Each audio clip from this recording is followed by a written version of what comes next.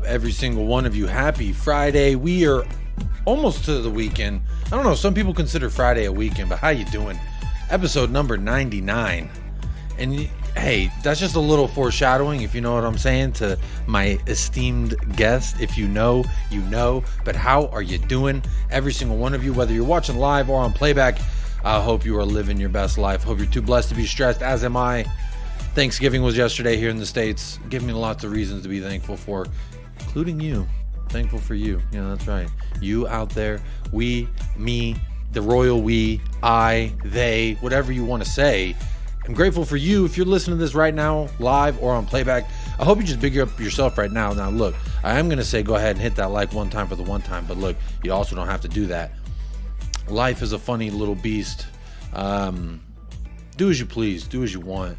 Nothing is obligatory except for the immaculate vibes, and that's why the guest that I'm so excited to bring out, he's got that. Chewy's here. His vibes are not so immaculate. He's sad he didn't get any turkey. Look, sometimes they say the turkey, they make it, a lot of people make it and it's too dry. I just want to say shout out to my suegra, my mother-in-law. If she is not, she's not watching this, but if she somehow stumbles upon this, oh my God, y'all know how I like things that are moist. That turkey was so moist. Let me tell you, it was the most opposite of dry turkey I've ever had. I could not get enough. And I'll tell you what, can't wait to eat some more leftovers. Gonna have turkey tortas for dinner today. That's how you do it out here in El Paso. But I hope you are well, wherever you're tuned in. Anywhere in the world. That's what I think is pretty damn sweet about this. And honestly, I'm thinking about using it as kind of like a marketing trick. So if you're wherever you're at, just tap in, let me know where you're from, because I'm going to sell this show as, look, we are international, baby. My number one demographic, shout out the UK listeners. Number two demographic, shout out the Australia listeners. Number three is obviously USA. So shout out my USA listeners. And then the rest is you know, split up amongst a few other nations. But look, South Africa, India, a couple places off the top of my head I could think of. I hope you are well. Whatever time it is, could be the nighttime, could be the morning time for those of you in the Australia hours, the Asia hours, could be early in the morning on Saturday. So hey, happy weekend to you. But without further ado, let me just see who gets the first place prizes here. I'm going to bring out my guest, and then I'm going to say hello to everybody who's tapping in. Also, off the top, let me say big shout out to Footy Judge Mo. Great friend of the channel, great friend of myself personally. He hit us with the raid before the show. Honestly, the show was going to go for another 8 minutes. I was going to talk to my guest before the show, maybe show him another song or two, and then be late for the show. But I just saw that Footy Judge Mo rated. So look, if you're over here from Mo's channel, know that he wouldn't send you here unless it was a good place to land. So big up Footy Judge Mo every single time. Who was the first person here? That'd be Rowan Kumar. Gets double first place prize today. One more sleep and our beloved football is back. Big up, Jacob, and your show is either the way I end my days before going to sleep or in my ears while walking my dog in the morning. Love it. Hey, I love to hear it. Thank you for tapping in and telling me how you tap in. Obviously, I'm a very transparent man. Look, the dog's right here. He got walked earlier. I did push the show back a little bit because I did have to take that dog for a walk, if you know what I mean. But speaking of taking the dog for a walk, this isn't quite the same thing, but some may say it's similar. Let's go ahead and bring to the stage Kuva 99 for episode number 99 of the Untitled series. That's a pretty special, and it's serendipitous. Yeah, I know, mate. So I just said to him, look, Jacob, I choose when I want to go on. It's not up to you, mate. I mean, yeah, I know. But I think he's just like a really ungrateful, rowdy colonial. Did you say the C word? Did you just say the C word? No, obviously. Hey, man, happy weekend. Sorry? Oh, I just said happy weekend. Happy weekend. Well, again, is it weekend or is that? I don't know. Yeah, I try to take every inch they'll give me. Look, I think the standard is if you're working and you do a working week, then whenever you finish, that's the weekend started. It's so for me, you know, Tuesday, that'll do. It's all relative. It's all you know, time is a man-made construct, as I often say here on the channel. But I do want to say, Tottenham Hotspur are back. In what, now less than 48 hours? I do have an important question that's even more important than football at the moment. You said you're going to have turkey sort of leftovers tomorrow in a torta. Today, yeah. Am I right in guessing a torta's like one of those really big ass sandwiches. It's like this Mexican bread that's, I don't know how it's baked, but it's baked in some fantastical way that makes it unique to its own. And it is pretty big. There are varying sizes of tortas, so it depends where you buy them from. But I would say they're about this big, so about almost as big as my face. That's how the torta cuts out, but almost as big as my face. But look, it is one of the greatest things. You put mustard on it, and then you put it on the stovetop. Particularly if you have a skillet, put some mustard on it, and then let it toast up on the skillet with that mustard. Ooh, ooh, ooh. It'll be the best sandwich you ever had, Kuva. Look, whenever you're in Texas, you gotta let me know. I will take care of you. Definitely. Sandwiches and leftover turkey. That sounds perfect already. Can't go wrong. But big up every single person in the house. Make sure you're hitting a like. Let me know how you feel in the poll. 27 votes. How do you see the Villa match going for Tottenham? 33% are saying Spurs gut out a win somehow, some way. 26% says whatever happens, Ainge has my faith. 22% says tough fought draw incoming. And another 21% says Villa cruise to an easy victory. Kuva, I tried to lay out a few different options there. What would you say you most align with today? How are you feeling? I did vote. Where did you vote? I just went with a casual. Whatever happens, Ange has my faith. Yeah, I feel like I like that. Genuinely how I feel. Yeah, I like that one. I feel like that one is, you know what? Hey, whatever may come, may come. Because for me, I have a hard time trying to grasp at positive straws when I know that Dyer's going to get the start. The inkling of hope was Ashley Phillips, and then he got hurt. And Ange Postecoglou today confirmed that Ashley Phillips is going to miss some significant time. I think he said sometime or some significant time. I may be being dramatic here, Kuva, but I think he said for some long time. Well, there are some other interesting things he said, weren't there? Regarding Donnelly and Dorrington as well. So yes. Who knows? Maybe we might get that little taste of the future we've been craving for. So certainly Dyer's one of the past, but at the moment we can't shake off our past. So we're just going to have to grit our teeth and get on with it. Sometimes you just got to, as you would like probably say, knuckle down. And just get yourself in. You always like to make the reference to the Alamo, and it does feel like that at the moment. Yeah, we're just holding out. We're going to lose, we're going to lose. But you just maybe if you just fight hard enough, maybe the miracle happens. Maybe. Our backs are against the wall here, Kuva. But something that is very warming is Donna Cullen, whom you may know as a chairwoman of Tottenham. I'm really thrown off today, real quick, if I may say, just side note. My TV yesterday, I unplugged this monitor and I pulled it into the living room so my wife and I could play Mario Kart. And I plugged it in today, and it's all different now, and it looks different.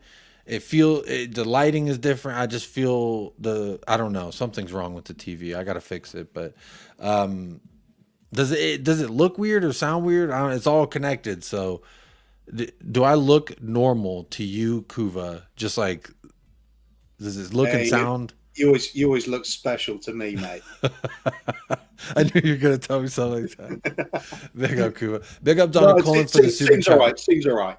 Okay, well, good enough. Because I look like someone drew me with a pencil. When I look at myself, I'm like, wow, he looks like he's drawn with a pencil. I would say the quality of your camera still looks the same. And the color, I think it's just because all the lights. I don't know. Maybe it's making me look weird on my end through the monitor anyway. So the monitor's jacked up. Well, at least they're not red. Hey, that will never happen. Not even when USA play. I would unsubscribe at that point. No, never. I'm even conscious of what shirts I wear on stream. I haven't worn a red shirt in years on stream because you know what? Why would I? But big up Donna Cullen with the first and the second super chat says Wagwan, Mr. Jacob and Mr. Kuva. Big up Donna Cullen. Not sure what currency symbol that is, but it looks like the F for a brand here in America known as Famous. So I don't know what currency that is. But it says, Mr. Jacob, I am not yet a chairwoman. Big up Donna Colin for the super chat. Big up David Shear gifting a membership. I believe it was given to Ash, the United Spurs of America contingent in India, I would say. She's also helping us get ANGE POSTECOGLOU'S face in the game of EAFC. And I'm really holding off on doing like a career mode with ANGE on PlayStation just because his face isn't even in the game. That's fucked up. Anyway. Yeah, just not the same, is it? It doesn't feel the same when a guy who looks like Boris Johnson is on the sidelines screaming at the players. It's like, I need ANGE. But maybe soon they'll put him in the game. But big up Donna Cohen, big up David Shear for your monetary contributions to the channel. I will be saying hello, making sure I scroll through everyone's chat, say hello. Nick Brown, I see Wolves Fi with the Mo Raid. Martin, that's an Arsenal fan. Big up Martin, how you doing? Ash, there she is. The Spurs contingent out there in India. I hope you are well. Says hi Jacob in chat. Come on, you Spurs. LFC Aaron, big up yourself, buddy. Appreciate you. Says big up Jacob, mate. Banter is one thing on his Sam's channel, but you're a good sport. Kuva, have you tuned into any of the battles I go out? I swear I'm Braveheart out there. I may not be the best, but I'll show my ass and I'll fight till I'm dead. You know. I'll tell you what, mate. There's too many channels out there now. I can't keep up with everything. It's like nowadays, I think you have to start picking your favorite YouTubers and just stick with them because you can't get around all the content anymore. When I first started coming onto YouTube, a couple of years back, there was probably 20, 30 channels I'd see regularly. Now it's like 800 or something like that. It's everybody seems to have a channel nowadays. So sorry, I haven't caught up with everything yet. I'm gonna have to go check some I will forgive you because you are the patriarch of your own family as well, and the fact that that you can we'll leave that there. I forgive you. I'll put it that way. I don't hold it against you, and I don't think of you differently because look. But I'll just in a little box I will put. I just I go out there. One less present in my stocking over the fireplace. Is that what you say? No. I'm saying in the box I'm putting in there as far as the package of me being on other channels because Kuva, like you said, you can't keep up with everywhere Jacob goes. I'm like a little elf on a shelf. But I just go there and I say my truth. And I think you hear my truth here enough. I think you could surmise kind of where I align whenever I'm. But when people give me shit. I can imagine you taking an awful lot of heat from people about that. Yeah. Yeah. But know that I never waver on how I feel about my club. No one can ever change how I feel. So like no matter what, no matter where I go, what channel I'm at, people are always going to say different things. And it's all a lot of the same jokes that I've heard before. And none of it really makes me feel different. You get it, mate. This is what I've always been talking about. As a fan coming on YouTube, I don't care if I'm wrong. It's all about how I feel and how I see things. So if people say they don't agree with my opinion, that's fine. Absolutely fine. They can't make me change the way I feel about my team. And that's why I always speak from the heart when it comes to Spurs. There's no point. If I feel like, we're going for it, I'm really enjoying myself, I'm going to say, hell yeah, we're going to win the league. Then when the wheels do fall off, I'll go into a little miserable sulk and worst day on earth, and we're going to get relegated now, sack everybody, I'm done, going to go and watch non-league. But then back again, it's like, a week's gone past, I've healed, the wounds are slightly healed, licked them a little bit, and now it's another game on. I'm feeling good again, so why not? People say it's flip-flopping, but you're supposed to. It's football, it's ups and downs, feel every one of them. Every high's the greatest, and every low's the worst. When you make an omelet, when you make pancakes, when you're making food, steak, burger, anything, you got to cook it on one side and then you flip it to the other. Ain't nothing wrong with taking a little flip and letting yourself cook on the other side for a second, Kuva. So I definitely correlate or align with that sentiment that I don't think it's flip-flopping. Sean said a very good phrase years ago, and I don't think he ever catchphrased it. So I'm going to pretend live right now that it is my own. It's called flexibility of thought, Kuva, to think some way and then allow new evidence, new experiences to shape and alter that Yeah. Hey, maybe not 180 degrees. Let's 170, 150 degrees maybe. But big up LFC Aaron. Thank you for the super chat. I'd say that's normal though, isn't it? I mean, it's when somebody's so rigid in their ways that they can't accept any other alternative. That's a little bit strange to me. Yeah. Big up LFC Aaron. Always appreciate you being here, man. I know you're a big supporter of Hissam over there, and I love all the banter I get. Honestly, Hissam's, that's what, like, part of, I wouldn't say like most of, but like part of what I enjoy about doing shows on This Is Football Hissam's channel is the chat is so hilarious. They are so hilarious.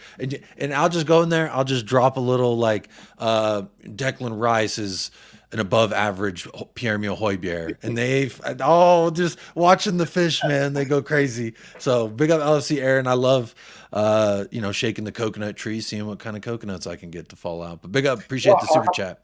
I haven't seen Hissam yet, but I have already heard of his reputation. So yeah, he's hilarious. I'll tell you what. The very fact that some people say it's funny and some say, "Oh, I hate him," I've really got to really got to tune into this one. I might like him.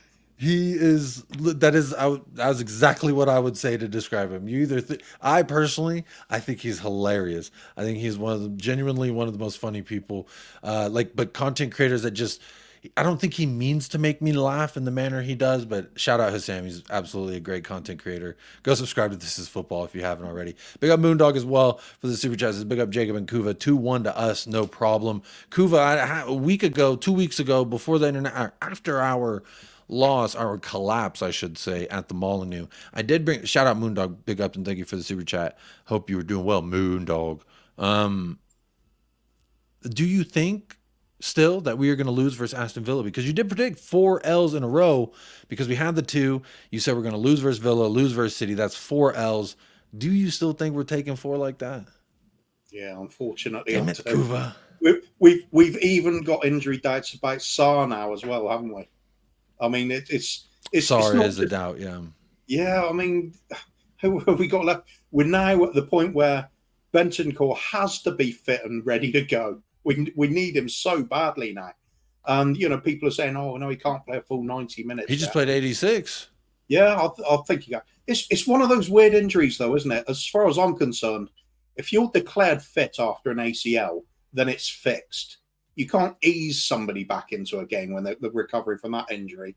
Either they're ready or they're not. It's all to do with how match fit they are. Have they got their sharpness back for actually playing? Have they got enough training minutes on the training pitch? It looks like he's good to go. He seemed pretty much like the old Bentancur when he came on for us. There was a lot of things that's a great segue. I actually don't have any bookmarks on this because I wasn't on Twitter a lot today. Again, my wife wanted to run back some Mario Kart, so I was handing out some L's on that. But so I don't have any bookmarks. I don't know if anyone has a visual quote, but I was listening to the ANGE POSTECOGLOU press conference, at least the part that was allowed for the simpletons like me to digest and listen to. And he did speak on Bentancur and the role he kind of saw him as, because someone asked, where do you see him fitting into the midfield? And he said, well, for Uruguay, he plays that standard 6, and you can still see his tendencies to play as kind of a forward 8. Now, without getting too caught up in the 6, 8, 10 role, ANGE POSTECOGLOU essentially touched on the fact that he believes, like he said about Papa Matasar, that he can play the 6, the 8, and the 10 whenever, however, the fluidity that he has to have within the match to know when it's calling for this. He said, look, I want him to be back to what he does the best, which is being that box-to-box midfielder. And being a box-to-box midfielder, having quality in all assets in between those two boxes, I would say you have to be a 6, an 8, and a 10 to have quality in all facets of that box-to-box and in that theory. So Bentancur, he played that for 86 minutes for Uruguay. I did not watch that, or I did do a watch-along for Argentina and Brazil that night, so I didn't actually watch the entire, but I watched the first half. And I would say with the ball, from the first half, this is just first half that I saw. I apparently had a fantastic second half. I thought defensively in the first half, he looked a little shaky going in 50-50. But Angel also said in the press conference that this is a great thing for us in this instance, because that gave him a chance to go out there and put 86 minutes. And now he can say, Bro, I can do 86 minutes, no problem. That's half of it. Because I think as an athlete, Kuva, you've had an injury that's taken you out, and it's when you come back, there's those Yeah, moments where yeah. it's like crash in, hesitate, do this, hesitate. It's that 50-50 chance where you have a choice to make in those times. And I think, Ainge said that 86 minutes for his national team, that's something that he was really pushing hard for. You got to be excited at him coming back, and you got to think that he starts. At least for me, I think that he does. Yeah, I mean, as far as I'm concerned, coming back from an injury, I mean, I've had to do it several times myself, and I've never had the attitude of 50-50, do I go in or don't I go in? Because I was super confident. I thought I was going to win everything. It's 100%. So it was not an issue. It's all about that mindset. As soon as you get the first challenge out of the way, you realise your leg hasn't broken off. You're back to normal. The confidence goes from there. It kind of fits in with him having a fantastic second half, then, doesn't it? It's get the nerves and of your nerves out of the way with any sort of niggling worries you have about that injury and having got over it. As soon as they're relaxed, you just show what you can do, because he'll have missed football, won't he? What footballer doesn't miss playing when they're out injured? So he'll have enjoyed himself in that second half. And Angie's right; it's good for us. That's what you need. Nothing is a substitute for game time when you're trying to get your form and fitness back. Absolutely nothing better than just playing matches. So he's a huge bonus for us. But unfortunately, it would have been good to have Sarr fit as well. Well, perhaps Sarr will be fit as well. Then we really got something. He did say, I think he didn't train. I think he was not a go in training. He didn't exactly say he didn't train, but he did say he picked up something with his national team and that we're monitoring him, but he's not fit to go.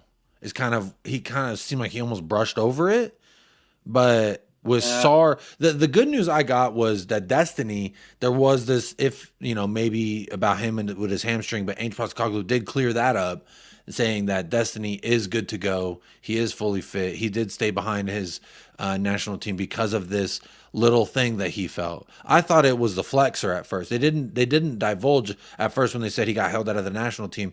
The only thing that came out was that his agent said that Destiny was disappointed we didn't allow him to go with his national team. But now it turns out, he had this hamstring thing, and that's why we kept him back. I'm actually really proud of the club for doing that, because at first I was like, I don't want to unsettle the player by not letting him play for his national team. But at the same time, bro, you are the only left back we have right now. You have to be that guy. It's a scary world whenever he's not in it. And look, I was getting, it's every time you get one step of hope at this juncture for Spurs, something happens. Now, sorry, you take a step back and it's like, damn, I really felt like we were starting to, okay, as I referred to the core 8, right?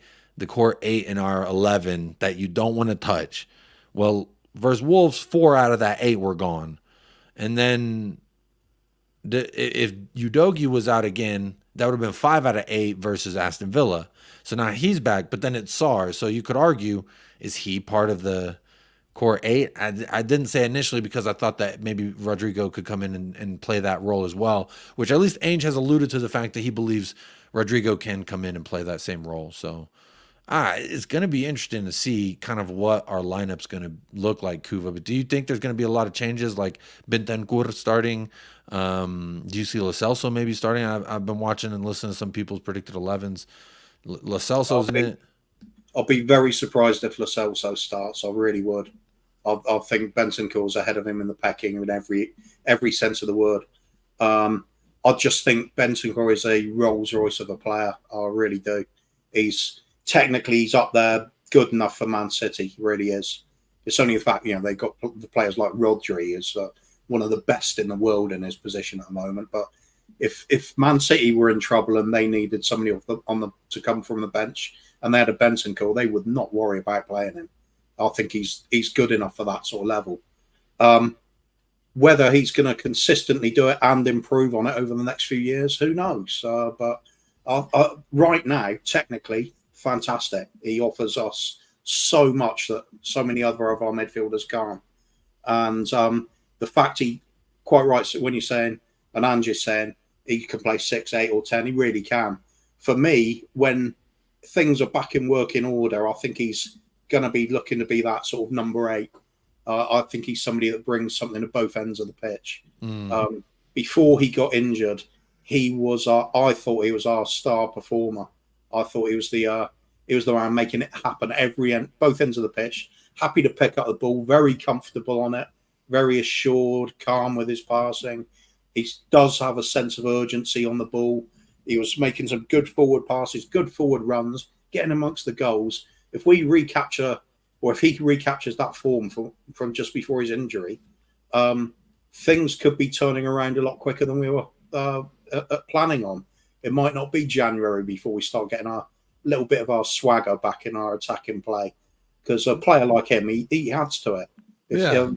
He's not a Maddison, but he was not supposed to be a Maddison. That's not his natural game, is it? And something else I would say that has given me a little hope with the same idea, Kuva, is that we are dying and crying out for some creativity. And last season, when we were dying and crying, it was because Bentancur was injured. He was the creative force in what a lot will regard as a highly uncreative Tottenham Hotspur last season. And he was the only creative force there in the middle. So I agree with you. And I think that his profile as a player and an athlete, that he can come in and give us, I'm what I always thought was kind of what Basuma was doing this season was what Bentancur could do. That may have been a stretch but I think as far as picking the ball up in our own box, doing a little pirouette with the ball, finding the man further up the pitch, creating the counterattack, Bentancur has done that. We've seen him do that. So I don't think it's that much of a stretch to say that he could come in and fill in for Basuma. The only thing is, look, when we're talking about the midfield specifically, we're missing Basuma, we're missing Maddison. We're missing Sarr. We have to operate under the assumption, I think, right now that we don't have Sarr because of the comments in the presser. So that was weird. Can you hear me? Yeah, I can hear you fine. Was that No. your monitor giving out, or It like blinked on me? I think, I don't know. It just went black and then it went. All right. you've not got some drivers updating on your graphics card or something like that, have you? The thing is, it installed my MacBook. It installed some new whole operating system. I don't even know what it's called anymore. Oh, that's just the government. Sonoma. Yeah, Sonoma. Literally, they just blanked. They just blinked on me or something. I don't know. That was really weird. Could be that. I've had it happen to mine as well, but oh well. Perhaps lay off the moonshine that somebody said you were drinking. Yee, swirl it around, drink it down. Yee. That's paying homage to my ancestors. I don't know if I told you that my dad dug out some old photos of my ancestors out in the boonies, like in the boonies of Arkansas, when Prohibition was happening here in America. They had a whole moonshine distillery. The FBI cracked down on. He was showing me all these photos. I was like, wow, in my lineage, they were breaking the law back then. Makes you proud. Hell yeah. It's called, that's what you call sticking it to the man, isn't it? No, it's not moonshine, for what it's worth, viewers. I don't actually consume alcohol unless it's like my wife's birthday, which is also New Year's Eve. Played that up. Said it's some of that original moonshine from. That's true. I could sell. The older I got, the less it agreed with me, and it's already like difficult without alcohol holding me back. You know what I mean? Like, just to get up and function and do shit. It's like the last thing I need is something altering my mind. I don't know. That's just me. It doesn't. Me and alcohol we're not really good friends. I will do it if on a special occasion, but I'm gonna sing karaoke or something to grease up the wheels. But big up Joe Hong, big up Cursor, Sander in the house, Ravi's in the house. Like, subscribe. Look, there's about 100 of y'all across all platforms right now. So what I would say is, please do hit that like. It is absolutely free. Partake in the chat. Partake in the poll as well. UK in the house. Big up. Good evening. What is it? Almost 11 p.m. for y'all. So Friday night. You feeling all right? Ikra Mudin says, I made it. Yay. It is 12:30 a.m. in South Africa. Sorry if I really butchered your name, so I'll call you Gina because that one looks easy enough. It's 12:30 a.m. in South Africa. Well, good evening. I would believe that you stayed up unless you got up super, super early, but hope you've had a great rest of your day and you're enjoying yourself. Big up, Martin. It says it's going to be 5-5. Can you see a 5-5 monstrosity? I would take it. I hope we do. I'd take it, honestly. honestly. What a game that would be. Yeah, if you're not going to win, have lots of goals, have some fun with it. So, yeah, I mean, I'd settle for a 5-5 rather than, you know, I'd actually prefer that than the really boring 1-0 scraped win. Although, you know, it's obviously better for the table to scrape the win. But scoring 5 goals would be fun. I just want to be entertained when I watch football. I can't stand grinding games out. I think kickoff is at 7 a.m. for me, so that's not that early, but it's not that not early. If you know what I mean, it's going to be pretty early if you're still on the moonshine. Yee. I don't know why I keep doing that. Big up Ravi says, question, where do you think in the team Ainge has got it right in this short period? What I would say is changing the mindset of these players. This is a perfect segue, and I didn't even mean for this to happen, but there's a perfect ass segue that I got here, and it's Ange Postecoglou reflecting on the Chelsea game. My answer to this question, Ravi, is in this quote. So I'm going to read it out for you real quick. Ange Postecoglou reflecting on the Chelsea game said, quote, if we're going to go and be the team that we want to be, then we will have to expose ourselves. And we exposed ourselves that night on Chelsea. First of all, I like that because why not? Just my wife's hanging around the house, just expose yourself a little bit. Let her know who you are. Remind yourself who you are. You know what I mean? Assert your dominance. It's the next sentence that goes with it that makes it even funnier. He says, part of me felt a perverse pride because it showed all these players are, but this is the part, it showed these players are all in. To me, that signals to him what we did at Chelsea, that mentality wise, I know, Kruva, it's hard, but mentality wise, that these players are all in on Ange's philosophy, which is go out there and play your brand of football. I don't care if you got 7 players, 5 players. We go out there and we play our brand of football. And, you know, a lot of people called it naive and stupid and this, that, and the other. But my answer to Ravi's question is that it showed these players are all in. Ange also goes on to say, now that it's up to me to show them the way forward, and I will. The beauty of it is that I had 9 men out there who totally believe in something. For me, that's the biggest part of the battle. That is gold. Yeah, absolutely. If you get 11 players who want to play for their manager, you've won half the battle already.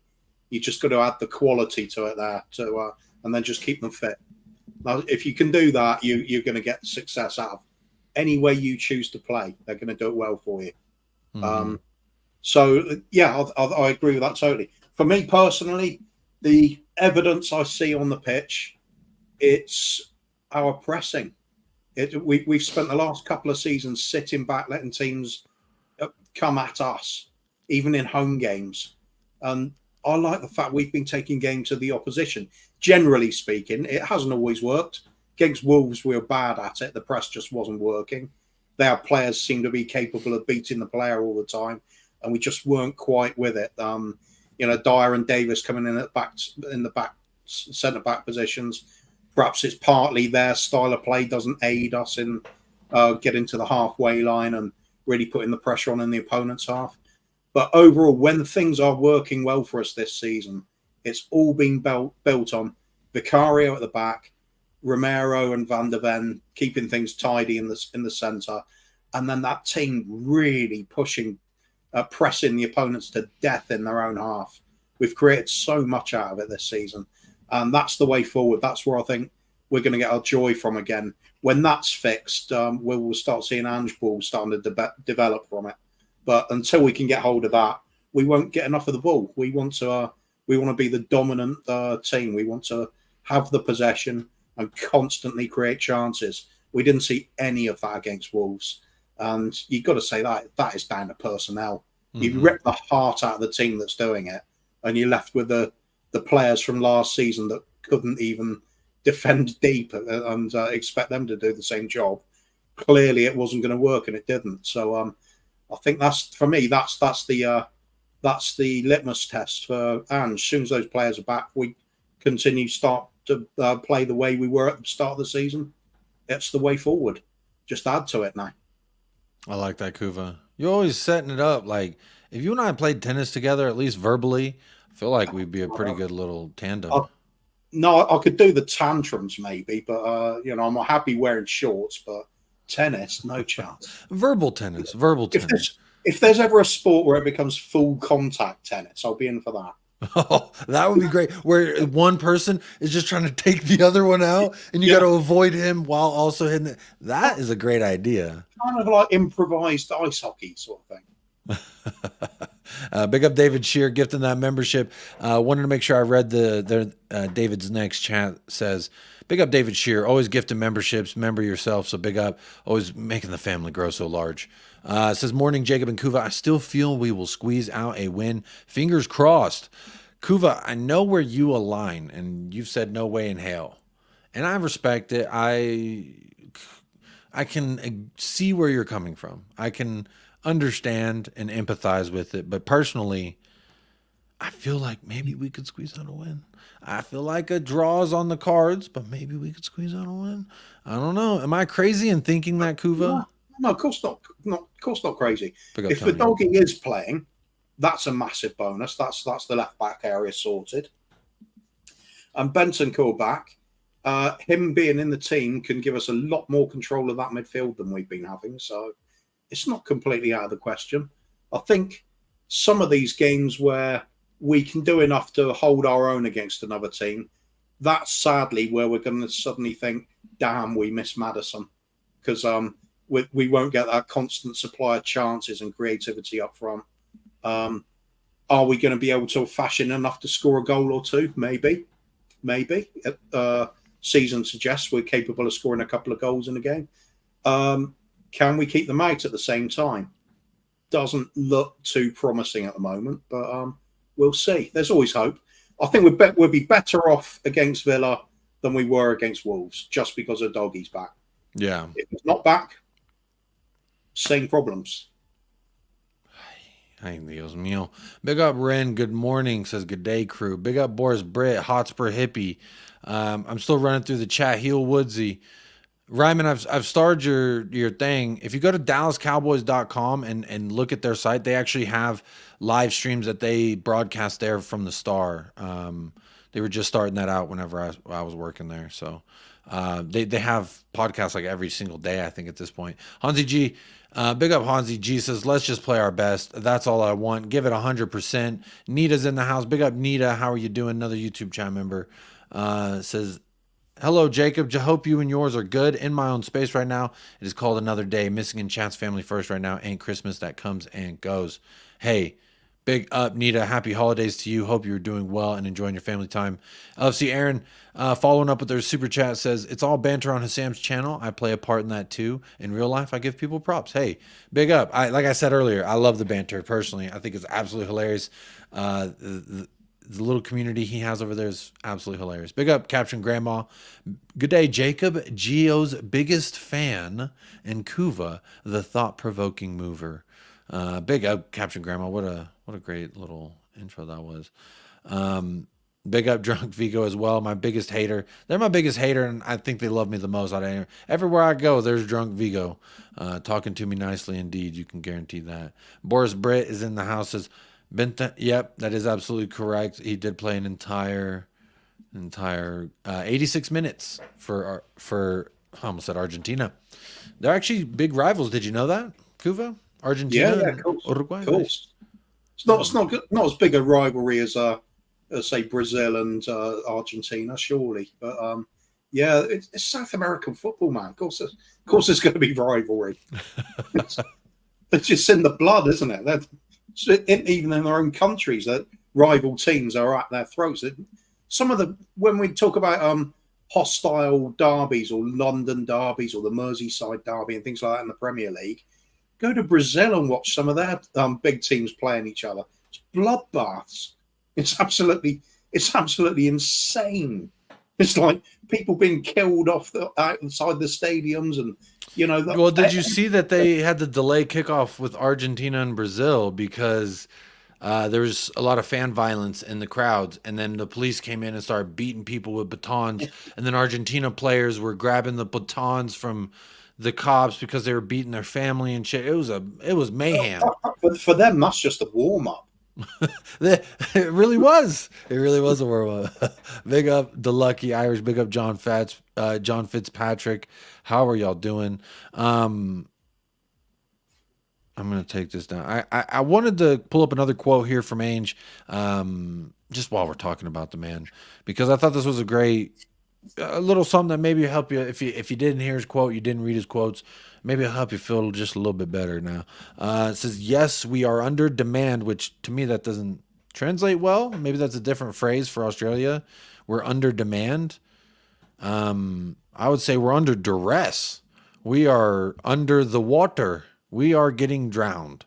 They're trying to drown us right now. We need any grasp of air. He says, we are going to have some key players missing, but we are going to go out there, whether it's Aston Villa, Manchester City, or whoever. We are going to play our football. Oh, I worked it out. I think it meant, yes, we're on demand.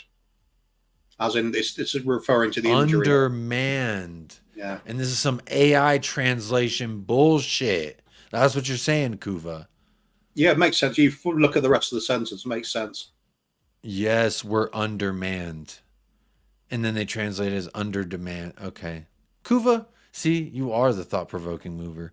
Ange Postecoglou goes on to say, I don't know any other way. I've tried to explain this to people that in terms of football philosophy, I've stayed really strict to one religion.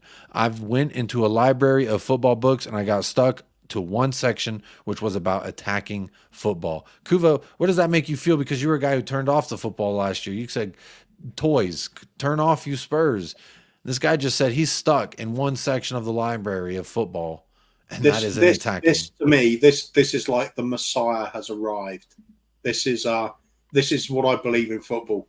I don't believe in time wasting. I don't believe in arguing referees. I don't believe in bitching and whining and moaning about stuff. Get on with it. Get the ball on the deck. Pass it around quickly and accurately. Go and just attack the hell out of the other team. So you've absolutely beaten them into submission with pure footballing. That's what it's all about for me. I don't anything that involves grinding out games or boring the hell out of fans. To me, that's like it's like watching the devil at work. It's like you just not for me at all. This man just wants to attack. That's what the game's about for me. So about excitement. I want memories that mean something. I watched us win FA Cups back in the 80s. They were fantastic. Not always the final itself being fantastic, but some of those cup games were just spectacular. And even some of the finals have been great. Even when we lost to Coventry in the 87, it was a great game of football. And I much preferred that to watching that than I did to us beating Leicester in the 90s in the League Cup. It was a dreadful game that nobody really remembers except for the result and the goal scorer. And what's the point in that kind of football? I don't want to look back at that as like a night of glory. It was nice winning a cup, sure, but you've got to enjoy what you're watching. It's a spectator sport. So, as I always say, if it's a spectator sport, then give me spectacle. I've got to have something worth watching. Otherwise, why bother? Why are we all following this and putting ourselves through it if it's not for enjoyment? So, Big Ange, exactly the manager I've always wanted, and I didn't know he was there. So, I'm fully bought up with the Ange Postecoglou train. I really am. This is the way we should be doing it. I agree with you. Look, I got to the point where I'm tired of just chasing what we had. You know what I mean? Kane's gone. Potter's gone. Jose left. It's all gone. You know what I mean? It's just time. It's been time to move on and really, and you're just hanging out just too long at the same place, hoping that things are going to get better. And I've felt the same way. It's just time to move on. Let's take a new step into something else that makes us feel better about everything. AKA me waking up at 5 a.m. to watch some football and I have to see Eric Dyer's dumbass face. Now, we ain't completely out of the woods in that regard yet because I do think he's going to be getting the start. Kuva, I want to ask you, We were talking about the midfield. I want to talk about the center backs now. Is it going to be Dyer and Davies? Is that our center back pairing for Aston Villa? I think so. With the news that Phillips is out as well, that's one of the alternatives gone already. They are experienced, and despite the fact ultimately they cost us against Wolves, you've got to also look at the other side of it, which was for 90 minutes, they defended pretty damn well. We ran out of steam towards the end of the game, lost a bit of concentration. The hope is they don't lose concentration for a game. But that's asking a lot because we've seen it so many times now. Dyer particularly. I think Davis is a much better player than Eric Dyer, and to be honest, I think he's much more dependable. But them two as a pair is not good because neither of them have got pace. At least Davis gets stuck in and he'll throw himself in front of the ball. He's more of an old school defender. Dyer, I really fail to see what he does. I'm just even looking at those. Yeah, somebody so big and so strong, you'd expect him to put himself about and be very aggressive, but he just backs off. He's so passive. If you look back at those Wolves goals, both of them, Davies was at least trying. When you watch him, you can say he was trying, you know. And sometimes in a soldier that you didn't expect to be out there fighting your fight, sometimes you just gotta throw your hands up and say, at least he tried. Dyer goes out there and it's just and it's just, there it is. There you go. You know what I mean? You can't count on Dyer for 90 minutes. I guess you could, but 91 minutes is 1 minute too many. And unfortunately, we found that out because we saw him for 97 minutes. And within the treacherous beyond of 90 minutes, Eric Dyer could not swim versus Wolfson. And honestly, both of those times it just looked like he wasn't trying. He didn't care. Honestly, pretty disappointing. Big up Daniel Horton, the furthest north Spurs fan that there is. The North Pole of Spurs fandom out there in Alaska. Big up. How you doing? Daniel Sandoval, how are you? So you're saying Dyer and Davies for sure, Kuva? Yeah. I can't. Well, what's the alternative? It's literally only Dorrington. That's it. Dorrington and Emerson Royale? I think, no, it won't be Emerson Royale. You're not going to pick him as a centre back. You don't think right-sided center? You don't think you put him on in Romero's position and hope that Emerson Royale could do that? No, I don't see it being any worse, to be honest. I just don't think Ange will do it. He's going to you see, part of this season, it's been thrown out the window because we got off to such a blisteringly good start. Because beginning of the season, I remember us talking about give Ange the time to just evaluate these players, not what they've done in the past, but what can he do with them the way he wants to play. And he's going to have to take a look at them all. This is an opportunity for him to get a proper look at Dyer and Davis as a centre-back pairing. Then at least he will have the information there and the evidence there to show the other coaches, the directors of football and Levy, this is what happens. This is why they aren't good enough. This is why I need to get some others to replace these people. They're not up to the job. So if that's done, I look at this as that period of pain just to get, just have a better future. You've got to bite the bullet and just ride this one out and show people why you can't do anything with them. And get those transfers in. We saw that. We seen it. I've seen it. It's enough. Yeah. I am at the point, and I was listening to the Irish Hotspur today. Dave, shout out Dave, Jack. They were doing a fan calling show, and I was listening to them a little bit. And you know what? I had hope that Ashley Phillips was showing something enough that he could sneak on in there in place of Dyer, and then you just put Davies alongside him and hope that you can get something there. Now, is it too much of a stretch? Because he didn't get the start over Dyer. Is it too much of a stretch to think now, okay, maybe Dorrington could do what I was hoping Ashley Phillips would do in the sense of unseat Dyer? Do you think there's any chance of Dorrington being able to start? There's always a chance, but I think who better to judge if the player's ready for it than Ange himself and the other coaches. They'll have a good discussion about it. He'll certainly be on the bench. He has to be. We haven't got anybody else, so he might get game time one way or another anyway.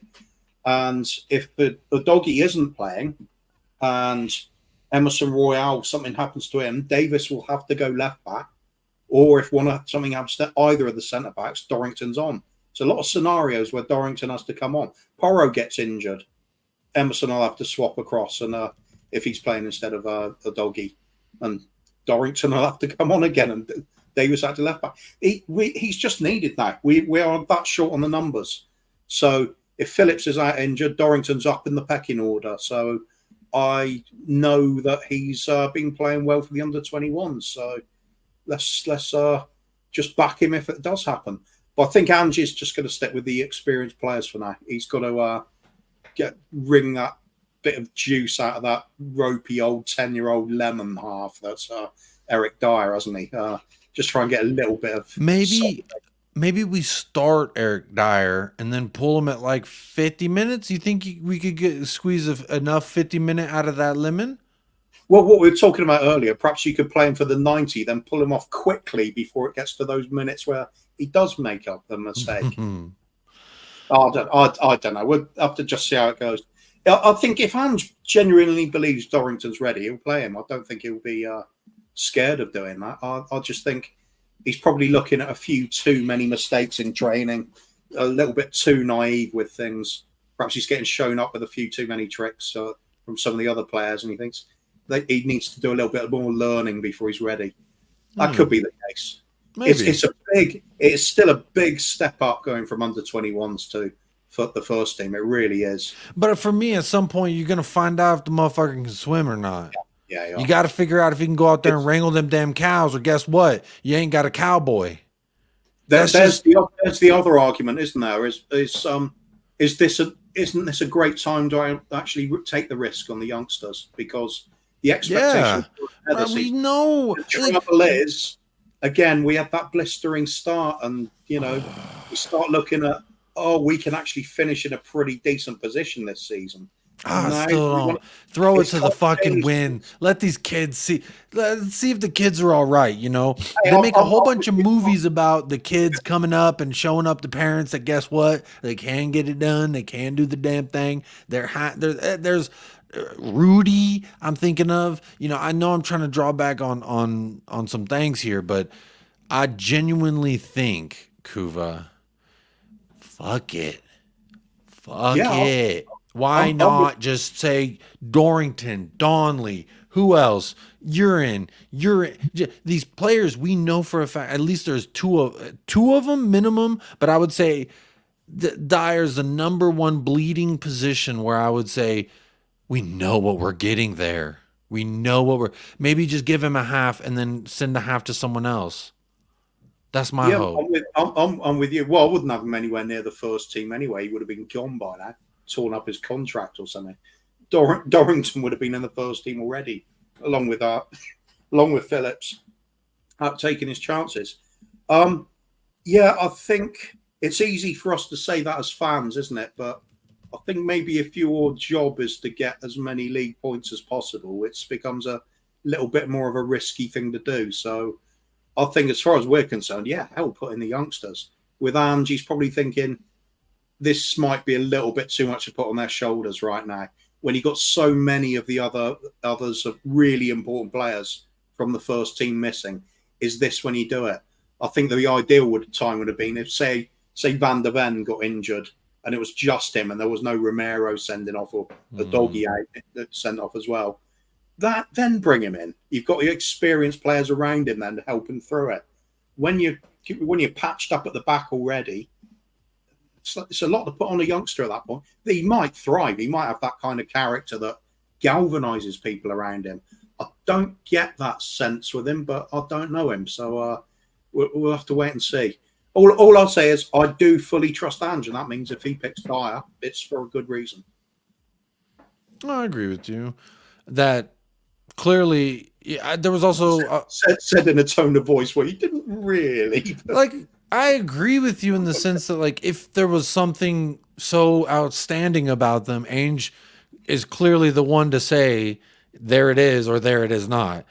And I was listening to Colin with Talking Ball, and he had some people on. Mia was saying something along the lines of, all these people are calling for the young kids to start, but Ainge is there live and direct, so he would be there to better assess and judge and say whether he thinks that these kids are ready or Exactly. not. But for me, I don't give a good golly damn. I know what Eric Dyer gonna do. Get him out of my club. I know what he's gonna do. I know he's gonna just let whoever fill in the blank. Last year he made average players look world class. Kiefer Moore, I never heard of Kiefer Moore. Damn near had a hat trick on us because of Eric Dyer. Ian Nacho, he can eat a nacho and still score on Eric Dyer because Eric Dyer will just give him all the space you need. Oh, you need some cheese and here's some space. Here's your cheese, here's your space, and go ahead and get your shot, sir, because I know you were practicing this shot before the match, left footed, cut it in, just see if you can put it far bottom corner. And guess what? Eric Dyer watched it. He's a fan of the game. He loves the game so much that he will just watch and admire. I say the reason why Messi has been so prolific since he came into the MLS is because I feel like half the time defenses and midfielders are just watching him and just, there he is. There's Lionel Messi with the ball at his feet doing this, looking with a pass. And people get mesmerized by it. Is Eric Dyer just that much of a fan of the game, Kuva, where he's just so enamored with Ian Nacho cutting it in on his left foot? Lamina. Oh, Lamina. What a good little sprint he just made. Rather than get in front of that or try and alter this man's run, why don't I just lay down the red carpet and watch him go? What a beautiful sport. Wow, did you see that? Did you see this guy? He's making a run right in front of me. Just such a great run. I've seen this guy on the TV. Look at him go. Look at Lamina. Yeah, what a lovely guy. Yeah. Yeah, Tough. it's something. It seems to be a problem with concentration, though, doesn't it? He does absolutely fine for a lot of a game. People say, "Oh, he can't do anything right," but that's not true. That's harsh. His problem is he doesn't maintain the level of concentration that he should do throughout the entire game. And unfortunately, he's the only player I can think of. I made this point the other night as well. Whenever Eric Dyer makes a mistake, it is always a goal. Every single time. There is never a time where he gets away with something like it bounces off a part of his body. Oh, like whenever he was, he had the ball at his feet last year, and I'm just remembering, who's, arguably the best right winger in the league, maybe the world right now, or even last season. Even when he's not in form, he can still be dangerous. And what is his name? Oh, Mohamed Salah. I just remember him being like, there you go, there's one for you, Mohamed. See what you do with that. And you know what he did? He went and got a goal from it. So he did. He did. Always happens. Every single. There's not a single. What's some of the greatest defenders in the world? You see, make an occasional mistake, and they'll have a laugh and a joke with it, with a goalkeeper or something like, "Oh yeah, I got away with that one." Eric Dyer, guaranteed goal every single time. You could put your house on it. The moment it happens, that's it. You might as well change the scoreboard in that split second it's happened.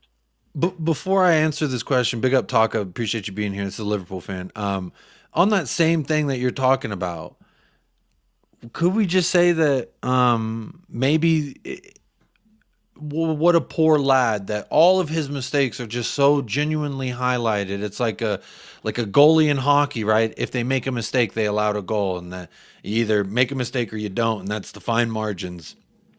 Should we be saying poor Eric Dyer? No, he's crap. He's crap, but he's also unlucky and cursed. I think he's shit. I think he represents the club in an embarrassing manner. The same way Harry Maguire embarrasses Manchester United, everything he does.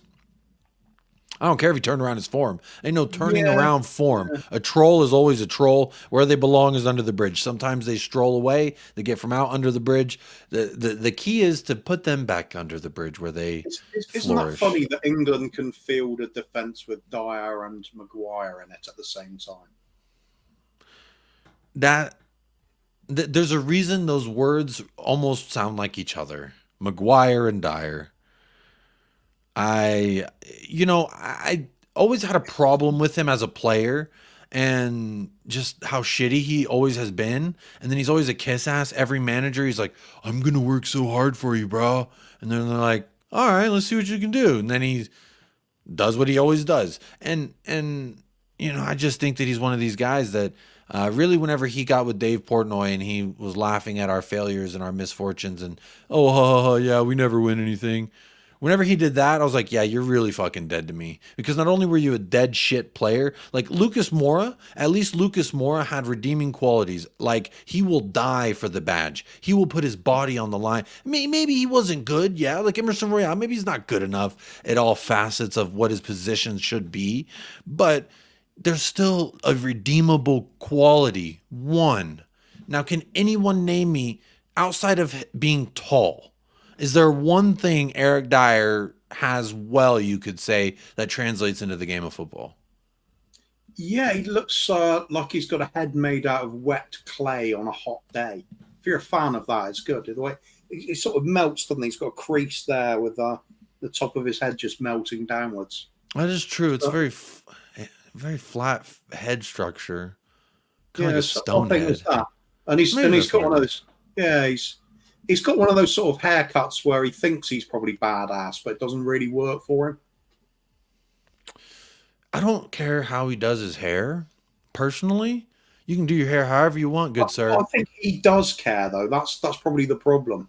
He thinks pointing in the haircut and he's got it made.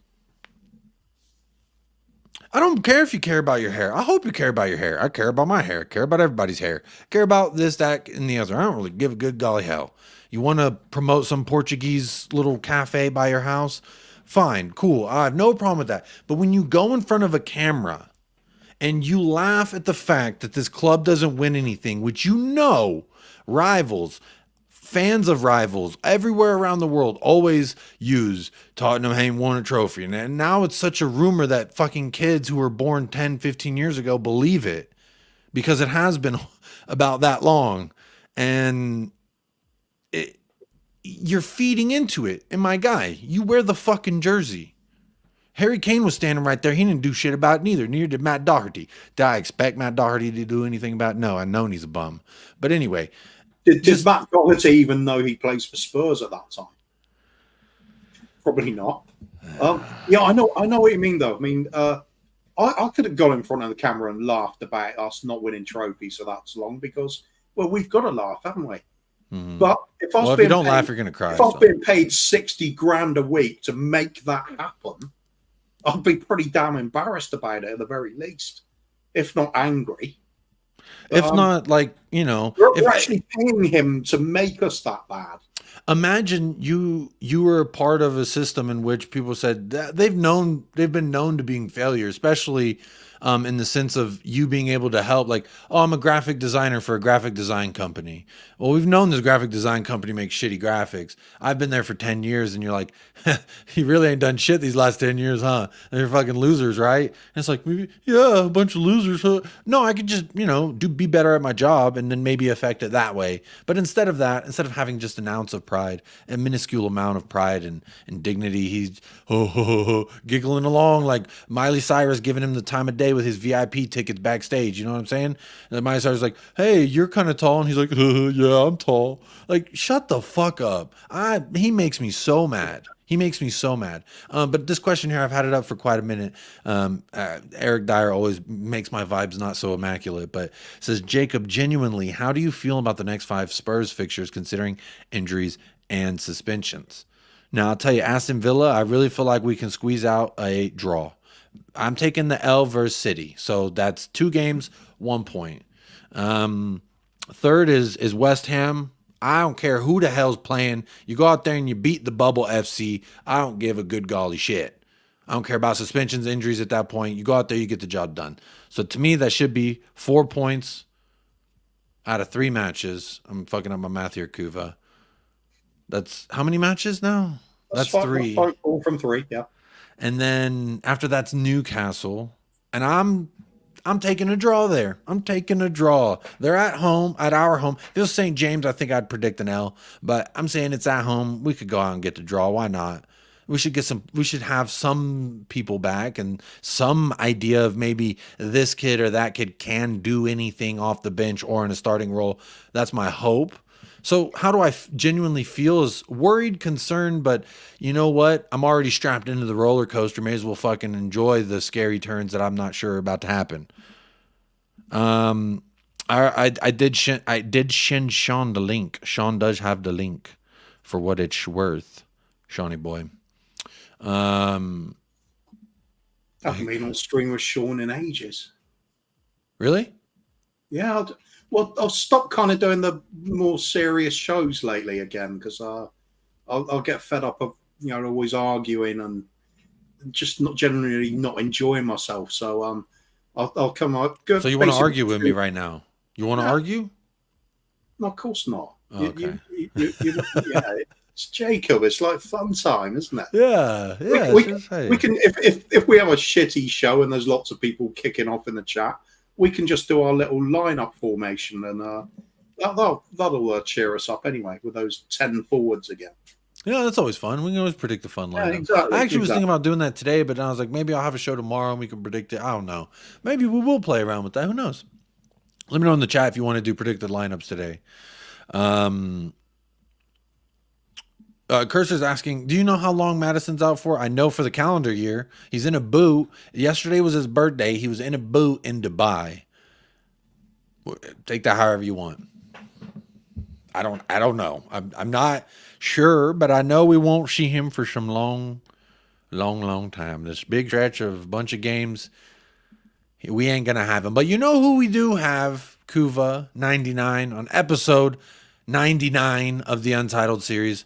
We also got a man who is, I would say, if not 99 to 100% fucking awesome. And I'm going to bring him out right now. We've got Sean from Spurs Talk Show. What's up, buddy? Shawnee 99. Shawnee 99 from Spurs Talk Show 99. And Bugsy is the biggest one. He's taken my hat again. And I don't know what to do without my hat. How many is that? 5? Well, no, I found the home kit. I found the home kit again. I found it again. It was buried in the bottom of the toy box.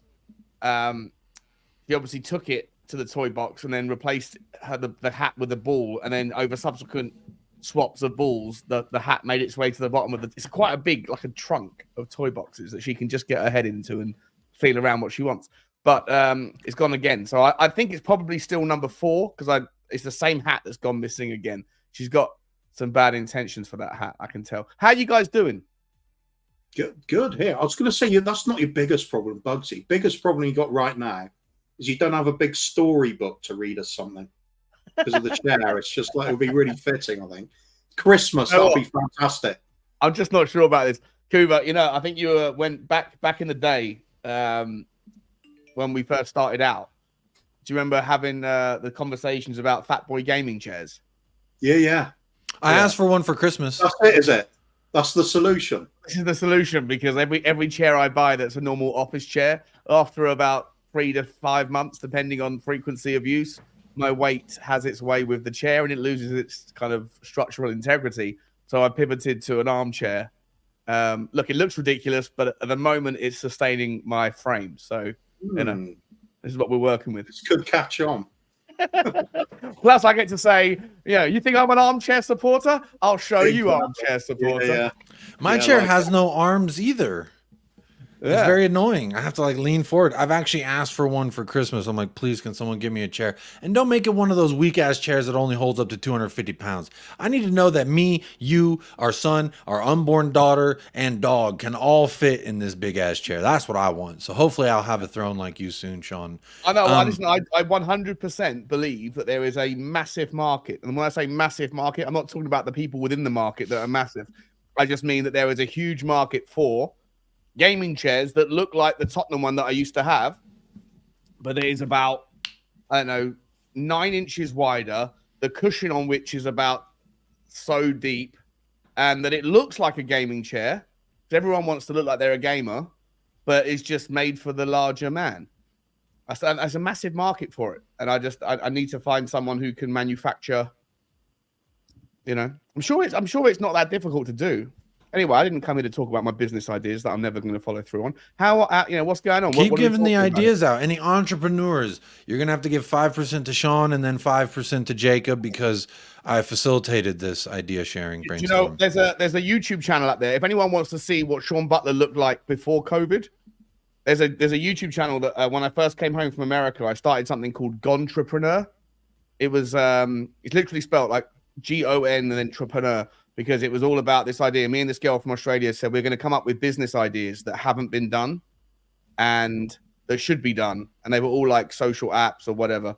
Yeah, look, we gave away free ideas, and all we asked for was that if anyone ran with them, then they would acknowledge the show. And one of them, we did a show on it, and one of them turned into a scam crypto coin about 12 months later, and everyone lost a lot of money investing in it. It had nothing to do with me, but the idea that we were talking about got absolutely taken.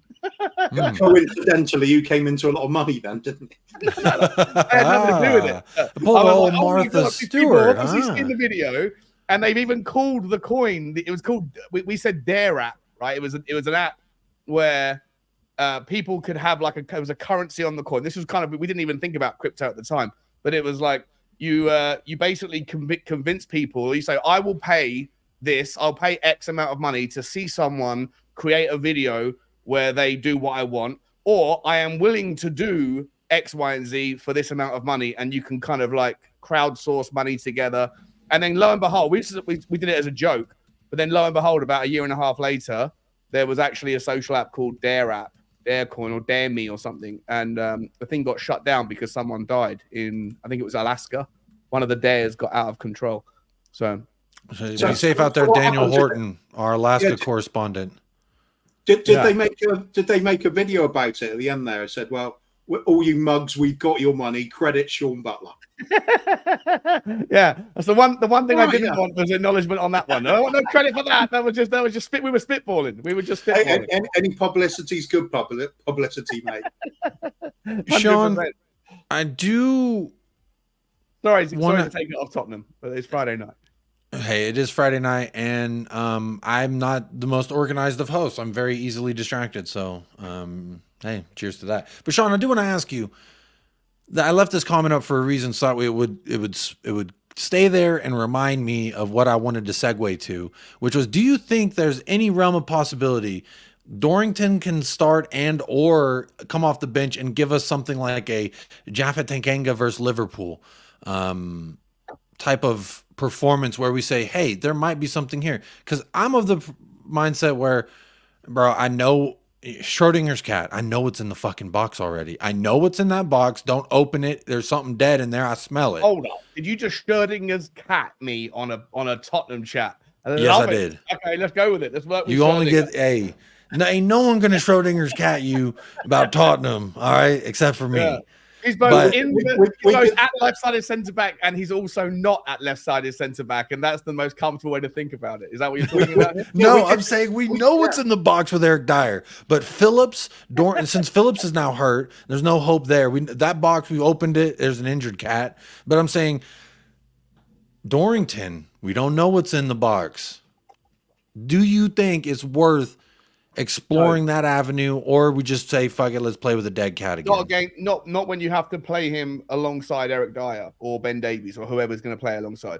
You keep that. I'm saying anyone in for Dyer. I'm trying to find Sean, I'm really working hard here because you know me. We had this conversation months and months ago when it's like, who's ever out? Who do you want coming into the lineup, Dyer or Ashley Phillips? You knew where I aligned, which was Ashley Phillips, of course. So now we're actually at the point this season where we're faced with this nagging issue. I cursed that podcast ever since we had that. But now we don't even get to see with Phillips. The only hope I had of Dyer not starting has now been blown out the window because Phillips is gone. So now I've been trying with Kuva to just pull on any sort of hope. Expose Dorrington to Ben Davies. Expose him. Throw him in the fucking water. Let him swim. But this is it. You can murder the guy's confidence. If your confidence hinges on you being an 18-year-old coming into your first professional start, I don't think that's kind of weak. That's kind of weak, isn't it?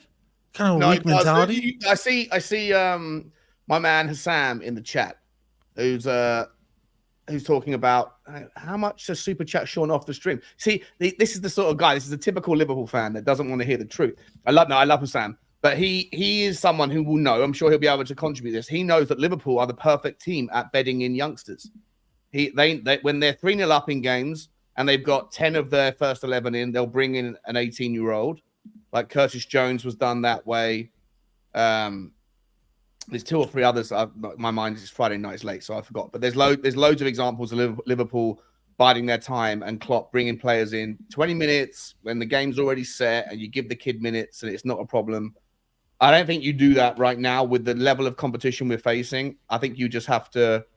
Was there a specific comment you want me to pull up? He says, how much a super chat you off the stream?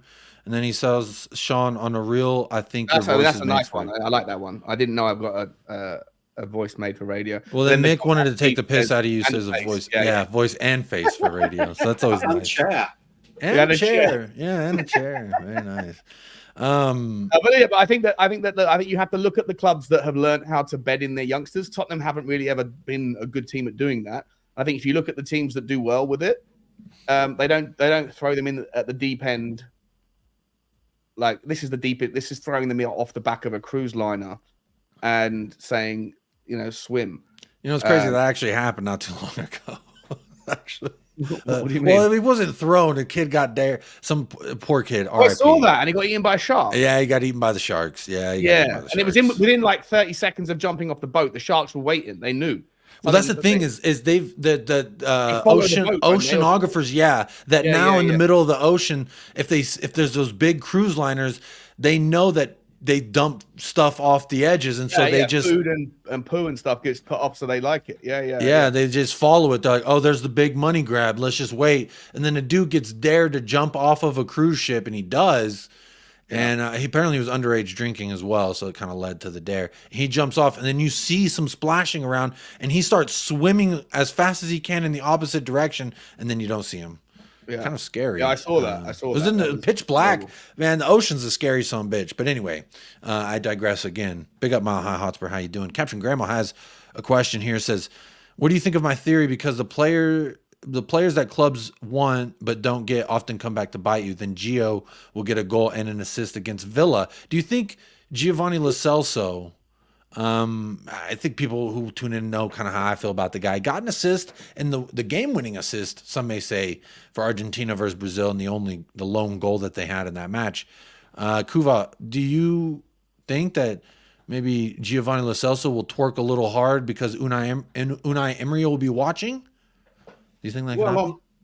I'm saying Ange's probably going to pick Dyer. So yeah, hell, why not? That's good. I'm game for anything at that point. It does work that way a lot of the time. Players have up their game in certain matches, especially if it's against their old club or something where they've had some petty little disagreement and it's blown out of all proportion. But they'll really up the game. I remember Graham Roberts having this little bit of a spat with Southampton back in the day in the 80s. Graham Roberts, not known for being a goal scorer, but he got incensed by it. Played Southampton and he scored a hat-trick against them. And this is a player that's known as a defensive player more than anything else. So, Gio, why is he going to be any different? There's if you got a little bit of a gripe with a team, only one way to really hurt them, that's stick a goal past them, isn't it? So maybe there's something in that.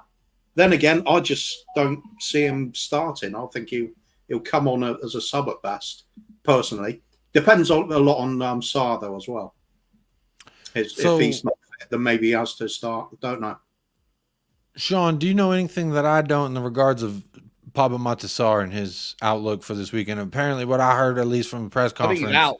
Yeah, that's what it sounds like. He's like, I heard he's on a fitness test, but I think he's actually out. I think he's from what I've heard, he's his knock is more like a bang. So yeah, we are threadbare. Cue all of the Tottenham doubters to come out, and when we lose 3 on the row and then probably 4 on the row, we're not losing 4 in a row, Sean. No, we are. We might lose Villa, and then we're definitely losing City, aren't we? We're not losing 4. We're not. Where are we getting a point? Wherever the fuck, it don't matter. We're not losing 4.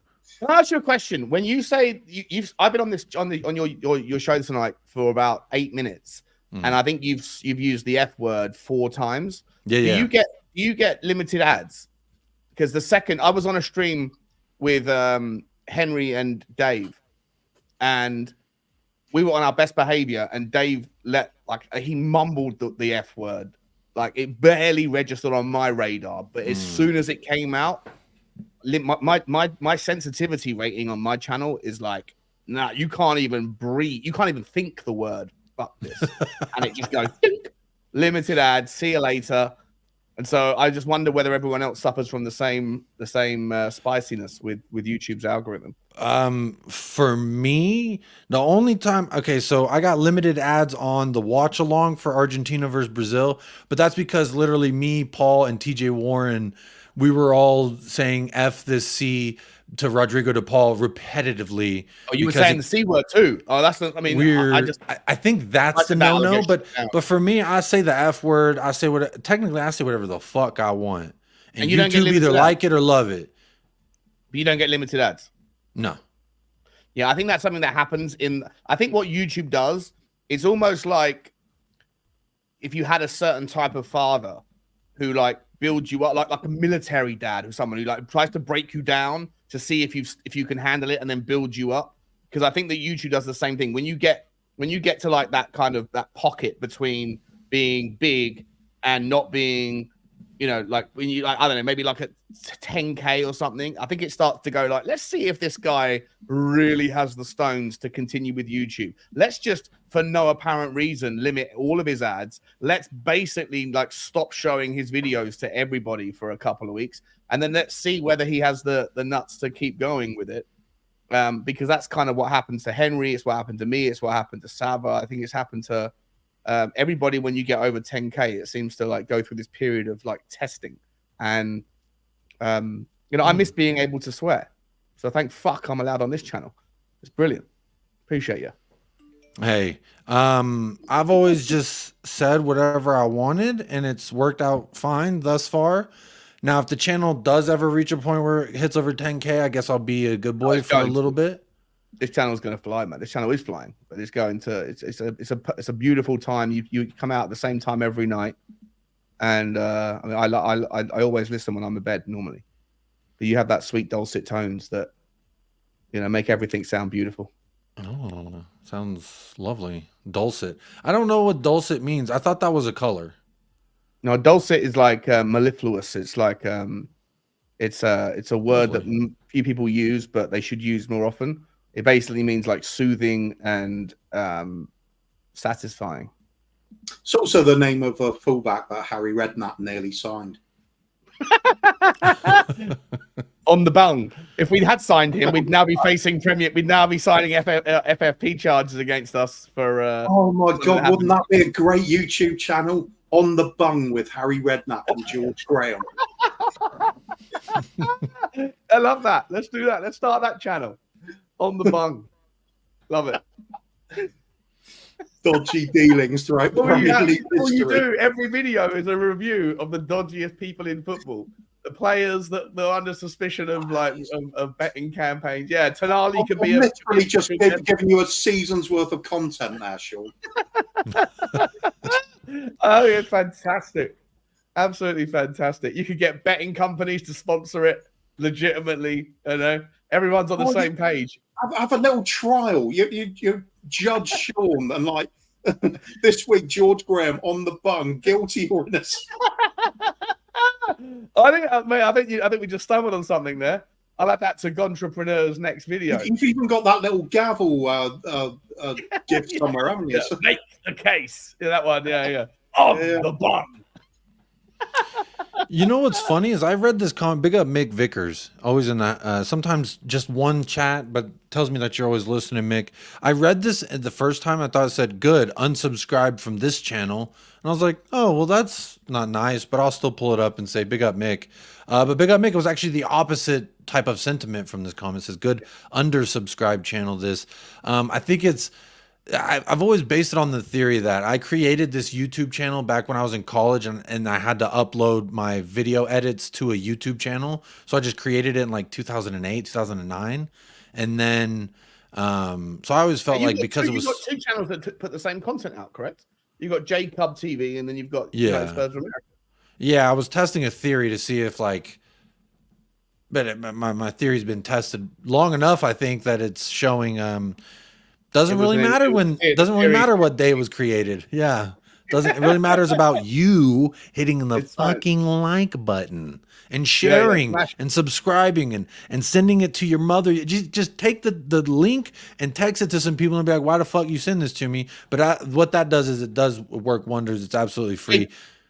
Jacob, can we? I mean, I don't know if you've got massive amounts of agendas like to get through tonight with certain topics and things, but if you don't mind, I'd love to, to ask you a question about your current strategy. You're popping up. I see who's Sam obviously in the chat. I see you popping up on that channel. I see you popping up on lots of non-Tottenham channels. Is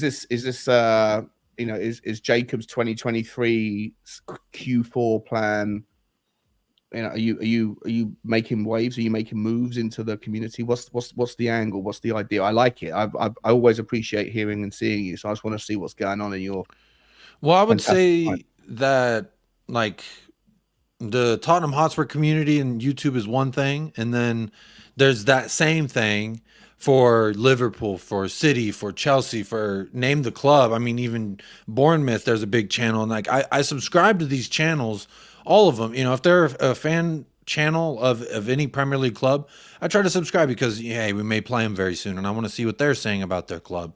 I do my research in that sense. So that's kind of how it starts. And then what happens is you go to other channels, and I just wound up on Hassam's, and honestly, it was one of those things like, normally I'll switch between a few. I'll say what's up, I'll hit a like, and I'll just keep kind of bouncing around until I hear the topic that I'm really trying to really listen to. Also, with Hassam's, it was just some funny shit, and I was like, this guy's hilarious. And he didn't have a Spurs rep, so I was just like, bro, y'all all shitting on Tottenham while we're top of the league. You need to bring me on, like bring somebody, anybody. That was the second part of my question though, like because I noticed that you went on and you went with a lot of chest, and I wonder whether or not has it been a difficult period having to reconnect, having seen what's happened in the last week or two? No, hell no. Sean, no one can tell me anything to change how I feel about Tottenham Hotspur. Only Ainge and the players and Levy and the club can do that. So as far as when I go anywhere and I bang my chest because we're top of the league and we're doing great, I always said, like, here's a dose of reality. My feet are in the pool. I'm not completely submerged, but I'm enjoying it. And why shouldn't I? And no one can blame me. And anyone who did, they tried to. I think it's amazing. I just I was on the 12th Man podcast last night with Henry and Dan Potts is his channel, and Igal. And after the show, well, at the end of the show, they asked for what's the score prediction for the Aston Villa game. And I had to begrudgingly concede that I think Aston Villa will beat us, probably 2-1. But I said, I'm not sure I can do that. I'm not sure I can openly, espouse an opinion that's, predicting a Tottenham loss, even though I feel that way. And Igal reminded me that I called out Patrick Tyrant on Igal's show for him saying it also on the Football Terrace, saying that Tottenham are going to get spanked by Arsenal. And I felt like he's got a point. Because I did go hard on Patrick. I said, you can't bet against your team. But I think there was also circumstances where you can if you believe it. Yeah, and I think are you playing the no, you have to back Tottenham because you believe we're going to beat Villa, or do you? No, I believe Ainge will not allow us to get 4 L's. I've predicted a loss versus City. I've said before we even had our first loss that I think, since I believe so wholeheartedly that ANGE POSTECOGLOU is the man to break all the myths and hoodoos and voodoos surrounding Tottenham Hotspur, I did a whole video about it, and it was actually a really good performing video. But I think he's the man to break all those chains and myths and hoodoos and voodoos. So if that is true, the long-standing thing of City not scoring at our ground, I think that is done. I think City not getting a win at our ground, us being their bogey team, I think that can be drifting away, as these other things are as well. That's we're not playing washing at home until was it February? But even away, I would usually in the past say, I don't give a damn. It's City. We can beat them. We're the only ones. You know what I mean? This time around, because of how we play, I'm still realistic, Sean. So like when I go on places, I try not to be deluded. I try to be first and foremost myself and speak how I feel. You know what I mean? I'm just fucking Jacob in Texas who loves Tottenham Hotspur. So I have no crystal ball. Do you guys think that? Because I'm back in Ange, whatever happens, right? I don't expect Tottenham to get a good result this weekend. I don't expect us to get anything out of City. And I think that most Tottenham fans will be tolerant considering the circumstance. I think most will. I think there'll be an element that will be like, let's go back to Levy out, let's whatever. But I think that most Tottenham fans will be like, no, it's been a good enough start. And there's the circumstances right now are terrible. So we'll tolerate Wolves, we'll tolerate Chelsea, we'll tolerate Villa if it happens, and we'll definitely tolerate City. But I don't remember the last time Tottenham lost 4 games in a row in the Premier League. And if it was to happen where we went just on the, like, bear with me here. If we did lose 4 on the bounce and then we took West Ham to outplace their cup final, Cuba, if we lose 5 on the bounce, I don't remember. I'm not saying we will, but if we did, I don't remember the last manager that lost 5 on the bounce and in the league. And if that happens, what percentage of the Tottenham fan base, and it's not going to be me, and I know it's not going to be Jacob, and I'm pretty sure it's not going to be you, Kuv, but like, what percentage of the fan base are going to start to go, you know, oh no, let's throw the baby out with the bathwater. We can't lose 5 on a row. No one's done that since, you know, Villas Boas or whoever it was. I'll start off saying I actually do. I've said to Jacob, and you know, he's disagreeing, saying we can't lose 4 in a row. I feel we're liable to. I think we've. The analogy was we're currently going through Apache country. 3 of the wheels have come off the wagon. We're being dragged along by an arrow-ridden horse in a wagon that's, you know, on its last legs. And horse ain't eaten in a week either. We're just going to have to get through this bit, and I accept it for what it is. We've had the core of our team ripped out. Nobody was expecting all of this to happen at the same time. Even people were going for the really downbeat approach to what could happen to the team. I don't think anybody really saw it being this bad, but it is. So for me, I'm okay with it, even if we end up losing 4 in a row, which I think is highly likely. Could even 5 be. in a row? I think we're going to be okay against West Ham because we're starting to get players back. We're starting to get players back now. I think they blow bubbles. They blow bubbles and have a track around their pitch. I know it's at home, but I don't give a damn. This is where they play. They're coming into an actual football stadium. And when I say football, it could be American football too, because shout out the pitch. It's too clean. But I'm saying...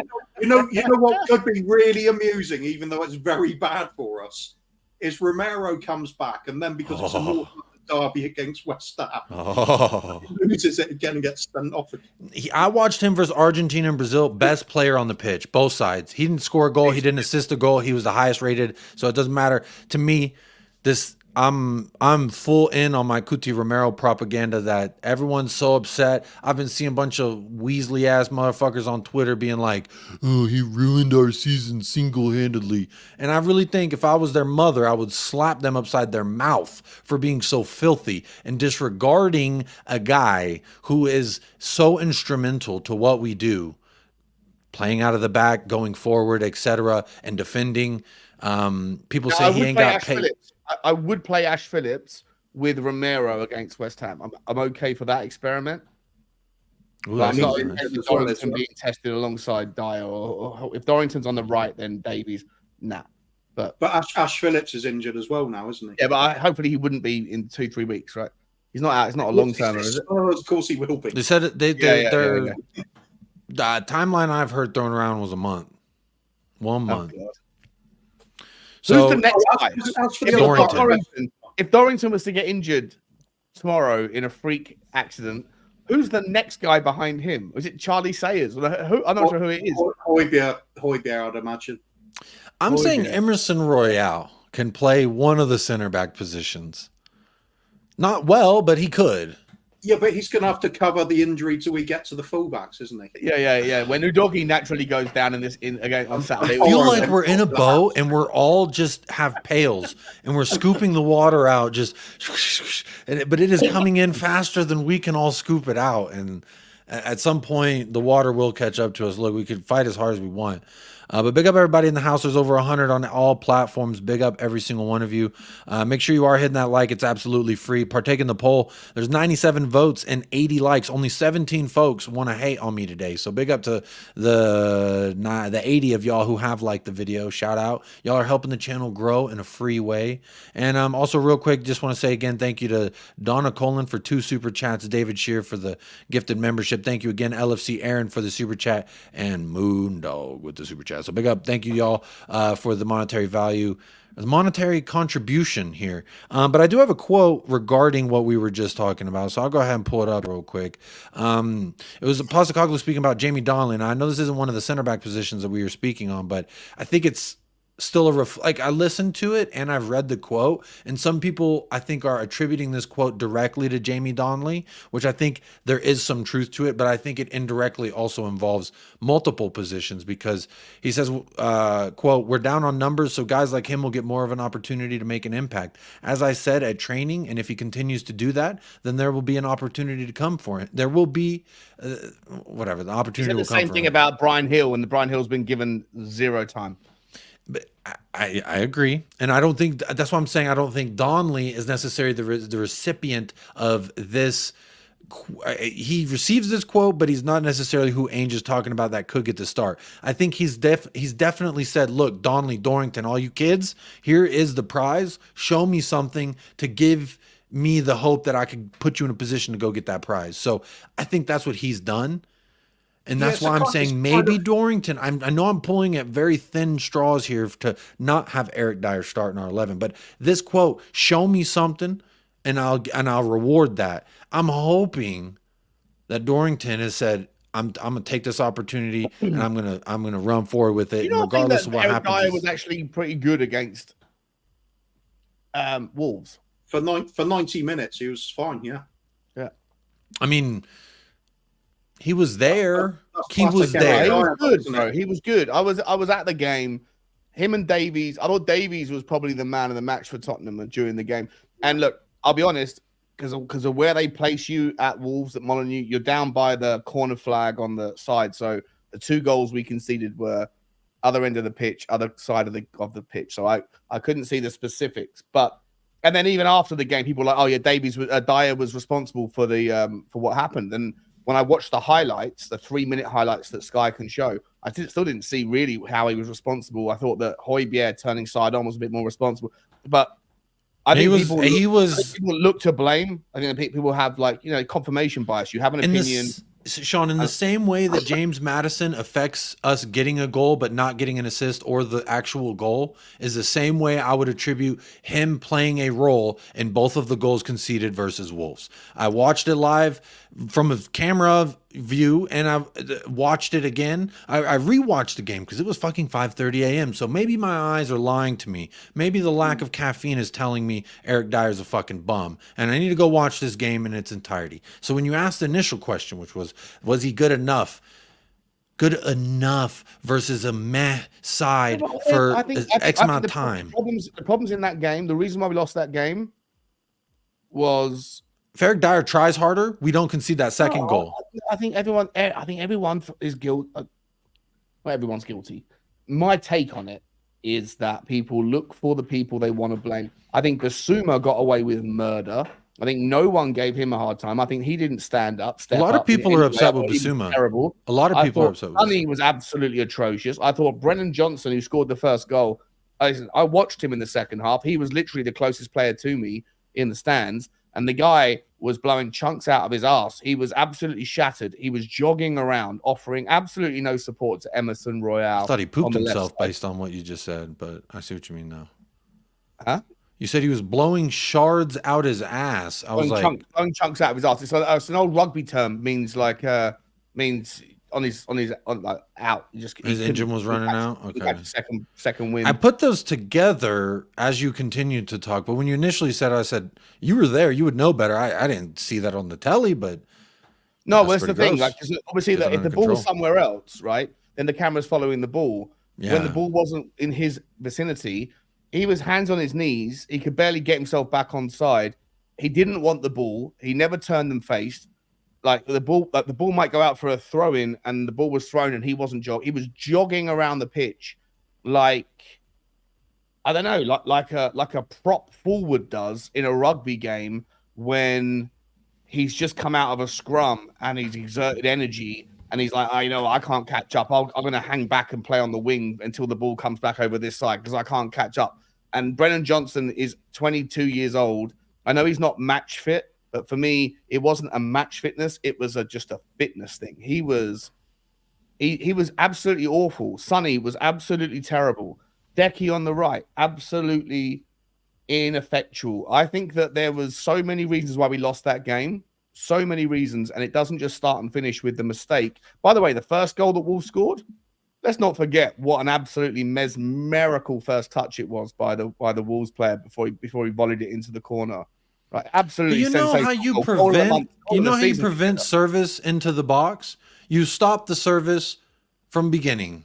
Okay, and so when I watched that back, there was 5 Spurs players all around there. I blame all 5 of those players for not one of them saying, hey, you get him. They were all like, should we get him?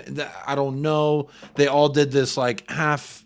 But you know what that was a resemblance of? They were all following the choreograph of Eric Dyer, in my opinion, because they all looked a little Dyer-esque in that moment where they just weren't trying. I like this comment here from Rich. I'm not saying that he was a scapegoat. Show some balls. I am saying he was a scapegoat. He's not a scapegoat. He's not a scapegoat. He's a pinata. I don't think he covered himself in glory in the moment. From what I heard, he was the one who unnecessarily smashed the ball out.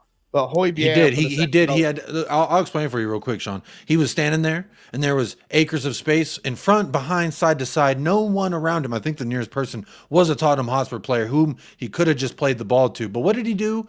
He chipped it, and it was almost like footy golf, Sean. The way the Wolves manager was standing there, he didn't even have to move. Right in the breadbasket. I'm talking.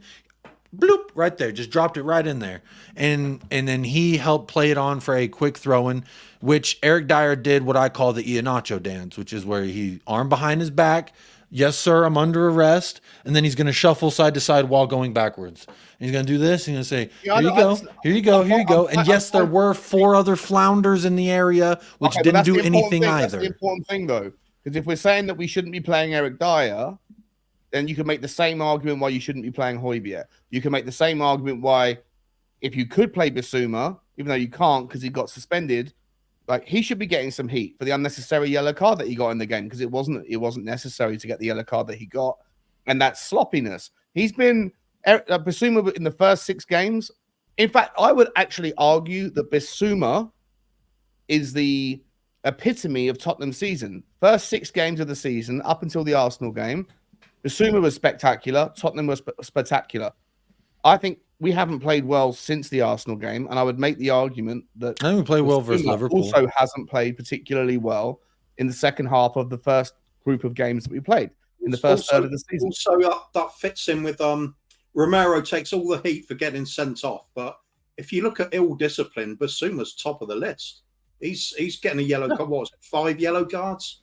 It was just for grabbing. By the way, and Destiny Doggy, I absolutely adore this guy. I think I don't offer the same amount of criticism towards his discipline as I do Bissouma, because I think Bissouma's old enough and ugly enough and been around long enough to know that he needs to be a little bit more careful. What he did at Luton, we're paying the punishment for that now. We're still paying the punishment for it. We missed him for the game after. Then he got another yellow card. Now we're missing him again. Udogie at Chelsea sliding in is part of the kind of chemistry of the team, the way that we play. But I don't hold Udogie because I think he's still young, so I will forgive the kind of mistakes a little bit.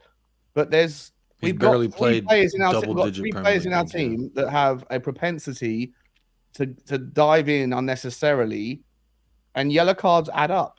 They really do, especially when you have a thin squad. Udoggy's doing it, Basuma's done it, and Romero's done it. And there's not Romero enough. did it once. One game of Romero playing clumsy, by the way. One game.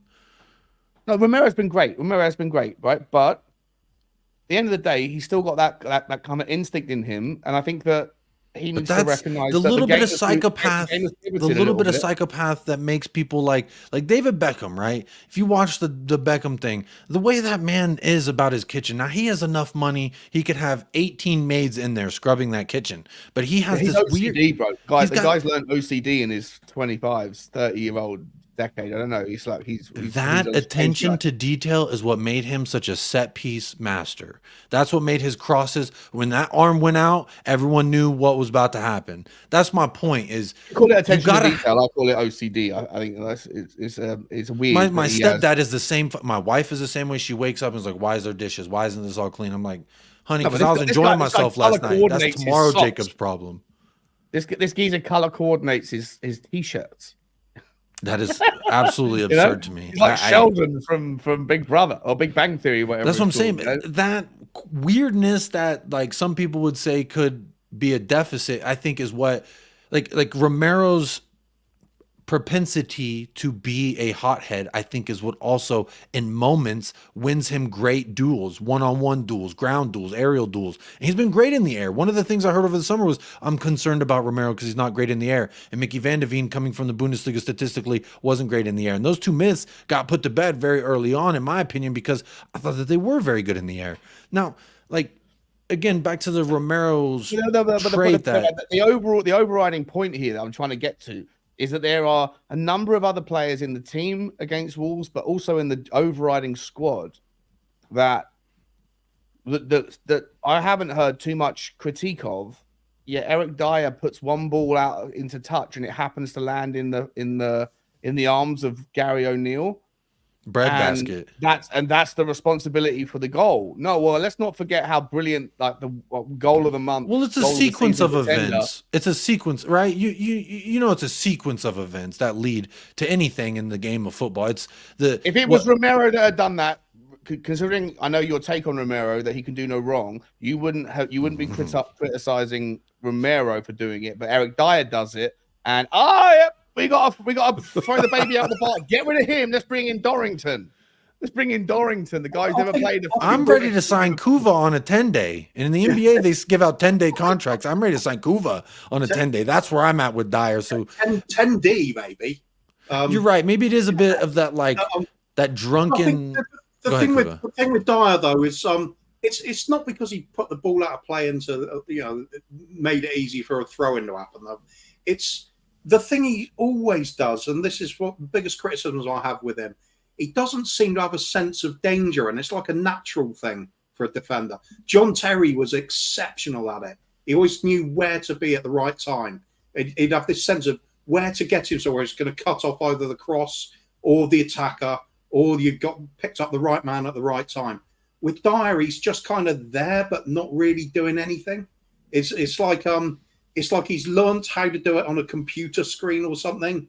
But when it comes to the actual thing, he's got no natural sense for it.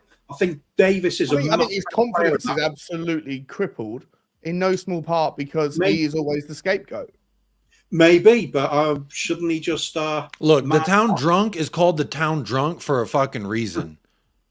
It's not just the one day he was sober and he did something stupid and everyone's like, we can't blame him because, dude, he's the town drunk. I knew he was going to do it, whether it's today, tomorrow, it doesn't matter. How long have you been watching Eric Dyer?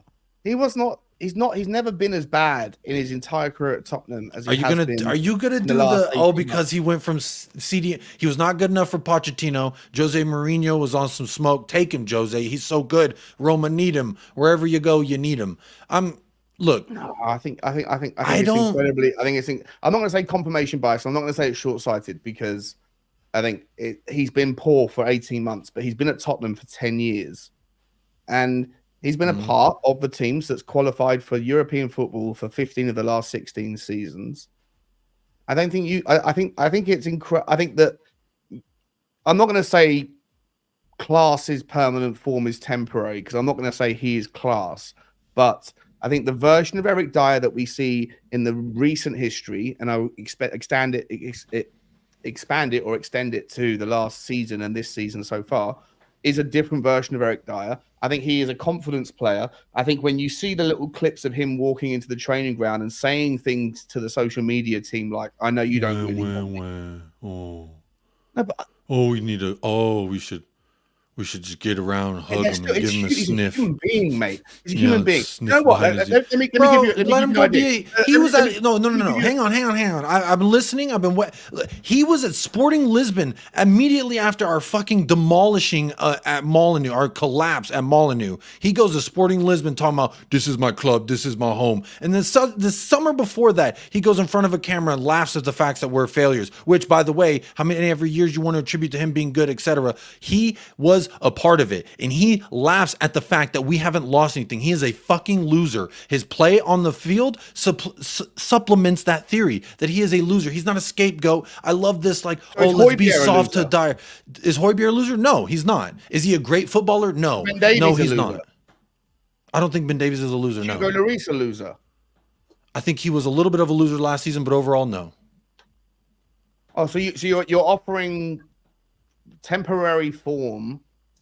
Well, yeah, you could go to the club and act like a loser and get no bitches, right? But then 9 times out of 10, you do actually go to the club and you act right and you get say all I'm saying is that I think there is a scout. I'm not someone who's advocating that Eric Dyer gets a new contract. I don't want him. Obviously, I want us to move on. I'd like to have seen him move on in the summer. I hope he'll move on in January. I'm okay with the narrative that he's not good enough for Tottenham, but the idea that he should always be the one to blame whenever there's when I watch a goal and he is at fault, I blame him. After the Wolves game, it was all about, see, Eric Dyer, and it wasn't just Eric Dyer. All the other players didn't turn up that day. I agree. None of them turned up. They all get the blame. But when I watch the highlights and I say X, Y, and Z led to the goal, and he's fucking X and Y or X and Z, and sometimes X, Y, and Z. Bro watched Lamina run in front of him and did nothing to obstruct his run. Did nothing to throw him off of his line. He fucking watched him. I'm not going to be compassionate. I am going to blame him for that. If Romero stood there and watched Lamina walk in front of him for the game winner, Sean, I would blame him. As much as I love the beautiful bastard, I would call him I would call him out for it. Where is your hammer for Bissouma having the worst game he's had this season? He didn't turn up. Absolutely horrific. But there's money in the bank, right? There's money. If a guy who never pays back his debt comes asking for some money, there's a difference between a guy who always pays his debts. Sonny's your boy. I haven't heard you critique him like to the same level. Sonny had 15 opportunities. I think he touched the ball like 27 times in that game or something crazy. And he gave the ball away more than he didn't. Where's the fair like? 38 touches, possession lost 12 times. I'm saying when times must, when needs must, when times are hard, this unequivocal blame game on people like Eric Dyer doesn't benefit the squad. You have what you've got for the coming up games. He's going to be a big part of the defense. He is someone who is a confidence player, and I think it's entirely unreasonable to say that the reason why we lost against Wolves is because of Eric Dyer. It's not right. The reason I never said the reason we lost at Wolves. I said the reason we conceded those goals. But the entire Tottenham fan base went after him after the game. Look, like they always do. It's a positivity bias, confirmation bias narrative. It's just not true. It's not fair, and it doesn't suit. It's not beneficial to us. The guy needs to have he was at fault for the goal that gave us the loss. I blame him for the goal that lost us the match. I blame him. I don't blame him. In football. Look. Don't try and act like Sarabia had some kind of worldly Zlatan Ibrahimovic volley. It wasn't that. It was fucking losers watching people play ball. It was losers standing there allowing grown men, professionals to play the sport. That's what I saw. So the first goal, I've told you, I blame those 5 goofy bastards. Dyer was included, who just stood there and watched, but Dyer did his typical dance. So everyone said, oh, look, there he goes doing his Iheanacho dance. Well, at least that's what I said. But my point in the second goal, the one that lost us the game, we were already falling apart. And what do you do in the moment in which you just take a step forward, my guy, and it changes everything? And he can't do that. Is it concentration? Is it inability? I don't know. Is it a constant bad luck? It's the same thing with Richarlison. He's either the most fucking unlucky defender ever, or he just isn't that good at the sport. Listen, this idea that because they earn a lot of money that they're not human beings, that they're robots and don't see or read or hear what happens, and I hope he watches this, Eric Dyer, you fucking loser. Of the confirmation bias against them. I'm just sitting here advocating that you should get behind the guy, because you know that he's going to be playing for at least the next 2 games for Tottenham. And, you know, he might have to play, and probably will have to play, a very pivotal part until the end of for the next 8 weeks at least. And that's providing that Daniel Levy pulls his checkbook out. And so, you know, whenever there's a situation where something happens, we should never have been only 1-0 up in that game. We did nothing. We scored in the first 4 minutes, and then we sat back and let Wolves dominate us. And that wasn't because of Eric Dyer. So when we concede a goal in the 92nd minute, even if Eric Dyer was 100% responsible for it, and he wasn't in any way, shape, or form, but even if he was, there's question marks as to why we put ourselves in the situation where for the other 90 minutes of the game, we didn't do anything to give ourselves a second buffer. Sonny got away with murder because everyone's like, oh, let's blame Eric Dyer. Brennan Johnson got away with murder. Wasn't the whole narrative around an Ange Postecoglou breathing chunks out of his ass? The guy isn't physically fit. Decky did absolutely nothing once again from the right-hand side. Okay. So let's talk about it. You're bringing up a lot that I'm trying to talk about. So my point in saying, okay, let's talk about Son, right? We were told, I remember tuning into Spurs Talk Show, which shout out Spurs Talk Show, go like and subscribe over there.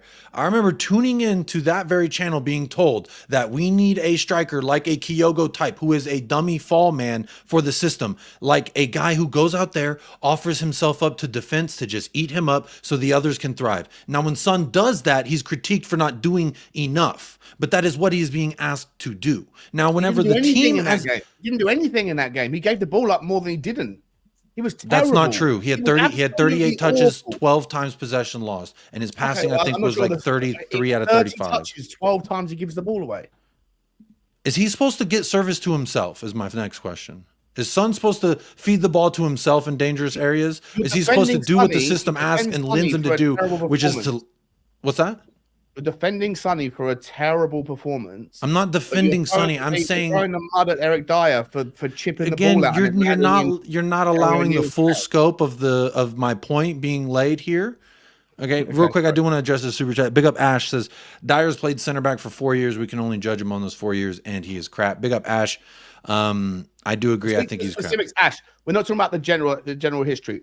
The specifics of the game for me is the issue. That the game mechanics were that we put ourselves in a position where we were we started well for 5 minutes. The same as against Chelsea, by the way.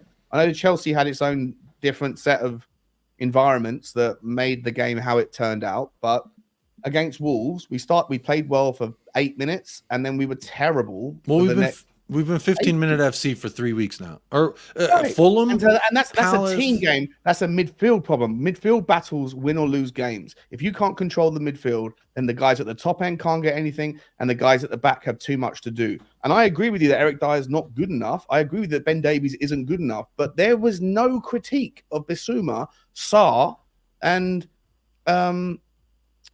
who played in the 10? Lo Celso. It was awful. That wasn't even Lo Celso. Who started? Bentancur. It was Højbjerg, Bissouma, and Sarr. And Sarr was the one. Sarr was the one that I noticed that was being asked to occupy some of the same areas as James Maddison. So I thought that he was being asked to do that role. Awful performance from all three of them. Let's be honest. Let's call a spade a spade. Awful performance from all three of them.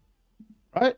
I agree. They don't get the mud. They don't get the mud thrown at them. Oh, they do. Oh, they absolutely do. Yves Bissouma has not been let off lightly, not by fan channels, not by rivals.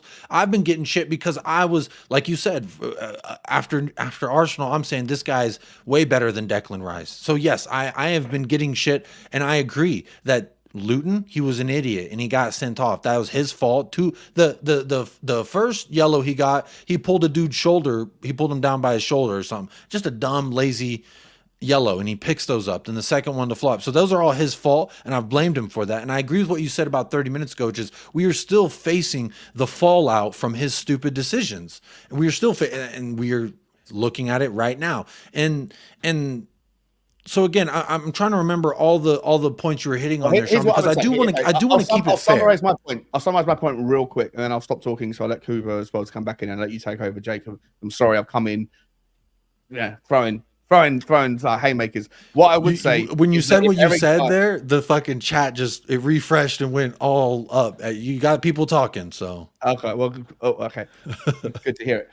I would say that if other players on Sunday pull their weight, then there is a lesser likelihood that Eric Dyer will face a higher frequency of circumstances where his obvious ineptitude will be exposed. Whoever it is, if it's Bentancur that has to play in the 6, if Papa Sarr's injured, if Decky gets moved into the middle, whatever they decide to do with the midfield, if Ollie Skip comes in and Pierre Mahoybier, that's where the game is going to be won and lost. How do we defeat the likes of Diaby? How do we get past the likes of John McGinn? How do we get past the likes of the fellows who's been linked with us and might be going to Arsenal? How do we get Douglas Luiz? Thank you. The midfield is going to determine the outcome. And if we win that game, if we win that battle, then there's going to be less scenarios where Eric Dyer is going to be forced to show his hand. And so I know what's going to happen. I know what's the less the drunkard drinks, the less drunk the drunk will be. What? The less the drunkard drinks, the less drunk the drunk will be. I get it. I understand the idea. A lot of references about drunkenness, and because I feel like Eric Dyer is like, if we lived in a small town, he's the guy that I know I cannot rely on for shit. Don't worry, barkeep, I'll come by and I'll clean it up after you're done. Don't you worry now. And then where is he? Oh, he let me down yet again. And I just think he's as reliable as the town drunk. All I want to see is the midfield battle step up, because against Wolves they didn't, against Luton they barely did, right? Against Chelsea they didn't. So my argument is that barely did. My argument is that yes, if Eric Dyer has to face that many opportunities, he's not good enough. We all agree he's not good enough. We all agree that Ben Davies isn't good enough. I thought Ben Davies was the best player against Wolves for what it's worth, but we all know that they're not good enough for us. But we have to face that consequence of the injuries that we have and the lack of depth that we have. But ultimately, the midfield battle is where the game will be won and lost. So who are you starting? Who are you starting? And Sonny, it's gonna be handed over to Sonny and to Decky and to whoever else to figure it out. But ultimately, if they don't win the battle in the midfield, I know what's going to happen. We're going to face 25 opportunities against us, and everyone's going to say Eric Dyer is terrible. And I want everyone to remember that it's the reason why is because we have a good enough midfield to win that battle. And if we don't, then that's what's going to happen. So it's up to the midfield to step up, to stand up, and to compete and can be combative. That's what I'm going to be keeping my eye on. And also, if a guy's running in front of you at an accelerated pace, just stop him. Just get in his way would be my next thing to look for. I want to ask Kuva. I haven't heard you speak in a moment. So I was just going to wait for Shawnee getting all that off his chest. I was just going to. I'm done. Yeah, I'm finished now. No, it's good points. It's good talking points as well. Yeah, absolutely. Where's that been all international break? Where you been? Hey, I know my place as well. If the conversation's going well, there's no need to butt in for no reason, is there? So unless it's funny, obviously, in which case it's got to happen. But in response to the midfield's got to win the battle, I agree with that. The trouble is, it's not just compartmentalized, is it? So the defense is part of that midfield battle. With Romero and VDV in the team, they are very proactive to win the ball back early, aggressively going forward at every opportunity. When you have Dyer and Davis in the team, Dyer's first instinct is to back off and be passive. That wrecks that. Do the Iheanacho. You are instantly, instead of condensing the play in the opponent's half, you're starting to stretch the play back over the whole pitch. That's why we're having so much trouble. There's much more space available for the opposition to attack nowadays. We're giving up possession to teams like Crystal Palace, teams like Wolves. We weren't doing that at the beginning of the season. We're winning the ball back very aggressively, very early, and often in their half. We've lost that because both our central defenders are out. With Basuma out as well, and even with Basuma playing relatively poorly compared to his blistering start in the season, he's been affected since he's come back from the suspension as well. Unfortunately, my opinion is we need to just keep playing him whenever we can so he gets his form back in some way. But we got real problems at the moment, and I don't think just a simple rejig in the midfield is going to fix that. It is down to the fact Eric Dyer does not fit the way we want to play. He really doesn't. And our manager won't change the way we play because of Eric Dyer. So for me, I think he's must be challenging him to. Surely Angie's having a word with him, saying, "This is what I want from you. Can you do it?" There's a similarity with this season as there has been in previous seasons as well. Is when it comes to the defence, as soon as we score a goal, everybody seems to back off. We did it against Wolves again this season. I remember last season when we did it, and Conte very specifically saying, he was asked, did you get the team to drop back so deeply after we scored? And he says, I was not telling the team to do that. So it's like an instinctive thing for these players to do it. Who are those common players from last season to this season when we've seen it happen? It's the likes of Dyer and Davis. I think it's just a natural part of the way they play. We did that against Luton, and Dyer and Davies weren't in the team. Well, we still went the man down, didn't we? Yeah, listen, I don't want this to come across as me saying that. I saw someone put a comment in saying we should build the team around Dyer. It's not what I'm saying at all. I'm just saying that Dyer's part of the squad, like it or not. The midfield will limit the amount. There's going to be times when Dyer and Davies and Emerson and Porro are challenged, of course, but you can limit the frequency of that happening by doing better in the midfield battle. Yeah. And I think against Wolves specifically, the midfield lost everything every time. The amount of times Wolves sprayed that ball around the midfield like we weren't even there.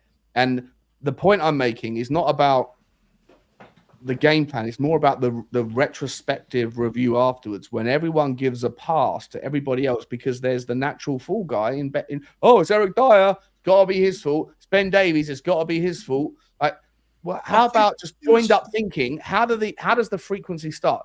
If you limit the frequency of opportunities and then Eric Dyer is responsible for a stupid mistake, I'm all for it. Criticize and critique appropriately, but don't start the analysis with when the ball goes in the back of the net and then reverse engineer it and go, who was the person who was last closest to the person with the ball? Oh, it was Eric Dyer, therefore it has to be his fault. No, let's go back and figure out where did the move start from? Who didn't win the ball? But when I do that for the first goal, Sean, you said it didn't matter because there was 5 other donkeys around that didn't do shit. I agree with you. I agree with you that you can't just go and say, okay, the ball's in the net. Let's step by step back up and say, this is what went wrong. You have to go further back. That's what I did with the first goal with Eric Dyer kicking the ball into the man's breadbasket. Well, that's like, and then not stepping up to defend. The blame for the goal, starting with the fact that if he hit the ball 5% harder, it would have gone over the guy's head. And maybe there was a little bit more time for before he hit the ball out. Where was the ball lost? It was because Bissouma had nobody on him. Because Højbjerg, nobody on him. He has the ball at his feet. No one around. There goes my phone. No pressure. No one saying man on, man on. And what does he do? Like, bro, I ain't even done that in indoor soccer. Why did we not create any other chances after the first 5 minutes? We created nothing. That is because our entire squad was ass cheeks that day. Absolutely. But when I look at the goals, I can only yes. Been 2-3-0 up. We could have just like against Luton. We could have been. Imagine if we had no creativity in the midfield. Or if we conceded in the last minute, right? And Luton had loads of chances, right? The outcome would have been who was the guy who made the mistake. Bissouma would have got the headache, the critique because he got the red card, or it would have been Van de Ven or Romero or Porro or whoever it was. for letting the guy in. But ultimately, the frustration should have been at Richarlison because he missed 4 gilt-edged chances in the first 15 minutes. But everyone forgets that nonsense because we ended up winning the game. There's like a convenience to the narrative. Just like it's always the same. If a goalkeeper makes a mistake, you're gonna get punished, and it usually results in a goal. If a defender makes a mistake, the higher frequency, the higher the probability of a goal being conceded. But Harry Kane, even though he was the best player that Tottenham's had in the last 20 years, he doesn't score every chance he gets, right? He misses a couple of chances, but it's not punished in the same regard. So I just feel like there needs to be a little bit more broader thought process as to why things happen the way they do. And Eric Dyer isn't always or shouldn't always be the fall guy. If he is, when you consider all those other things, then fair enough. But the game against Wolves, I think there's people in that team that we should have expected more from than Eric Dyer. The expectation around Dyer is here. The expectation around Basuma was here. Højbjerg was somewhere here. Sonny's up here. Brennan Johnson had loads of opportunities, didn't do anything with it. Decky running into the same dead ends every single time. None of those guys get the critique because you know what? Eric Dyer's on the pitch, and let's all hate on Eric Dyer. I just think it's other players have got money in the bank though, haven't they? With Eric Dyer, you can't really Does say. Brennan Johnson have money in the bank? No. He got a goal. Money in the bank? Not really. I look at it as like how many names were out there that's let us down before. Like Davies, admittedly, was one of our best players for 90 minutes. It shouldn't be the basis of an analysis of a game. I didn't use it as the basis of an analysis of the game. Not that he did, but I'm gonna if Sonny misses 4 sitters, which he didn't. I know he didn't, but in a situation where he did, if we're now defending the critique by saying some players have got money in the bank, other players don't, that's not a basis for a. Oh no, that's not the pure thing. I think that were you on earlier, Sean, when I said about Eric Dyer, I genuinely believe he's both one of the most unlucky he's one of the most unlucky players in the league. He's also somebody I think is probably cursed because he can play really well for 90 minutes. And then that single minute where something doesn't go well for him or a single mistake, it seems to always be a goal with him. No other players you see, they get away with that sort of thing. You'll see him joke and laugh with a goalkeeper like, got away with that one. Eric Dyer, it's just always a goal. It's uncanny. So I think what made it so bad against Wolves is the fact that it looked like we were going to hang on for an undeserved but well fought for 1-0 win. It's the fact it went into extra time. We had that drama. It exacerbated everything. So I think that's what the intense focus on who let us down at the end there, which is unfortunate. Perhaps it wouldn't have happened if, say, we conceded after 20 minutes or something, and that those incidents had happened. We'd have just said, oh, well, they weren't really up to it. Okay, we were expecting that. But it was exacerbated. And I think the other thing that gets overlooked as well is Wolves were good. They were beating our press man for man. They had players with the ability to dribble out of the trouble, or they just had that power and power, pace, and guile to get away from players. We were struggling all over the pitch. Yeah. You're quite right when you say you can't put it all on Dyer. I agree. Very bad team performance, wasn't it? So it's not his fault that we were uncreative in the midfield and not clinical in the forward line, and it's not Dyer's fault. Kulu as a winger has one trick that is not even working that great anymore. That's not Dyer's fault. Doesn't work at all anymore. You know what the sad thing about does this one goal actually come off his right foot right now? Didn't the one goal that he has come off his right foot? Every single time that guy goes down the byline, I don't know why he doesn't trust his right foot, because every single time he's shown, like defenders, left backs show him down the byline because they know what he's going to do. They'll literally step in and go on then, and they know that he doesn't want to do it. But whenever he does, he obviously then has free access to get to the byline, and his right foot always puts the ball into the danger area. But he just doesn't do it. And I don't understand why Ange Postecoglou doesn't call him out for it, or why Ange Postecoglou doesn't put him on the left-hand side and say, if you only want to use your left hand, your left foot, then on the left, at least you will use that to the advantage of the team, which is play FIFA settings, get to the byline and pull the ball back to either the 9 who's in front on the byline, or to the the 10 who should be on the edge of the box. Like, to me, it's madness that we see the same thing happen every single week that creates no utility for us. Stick him on the left or stick him in the middle where he'll at least have a little bit more space. But on the right, he does the same thing all day long, and it's the definition of insanity. And on that, I actually challenge Ange Postecoglou and say, you know, where's the utility? Like, he likes versatility. He likes to be able to put out different teams. He's always said, even back in the Brisbane Raw days, I like to play the same formation but have different players, and different players in different positions creates different systems.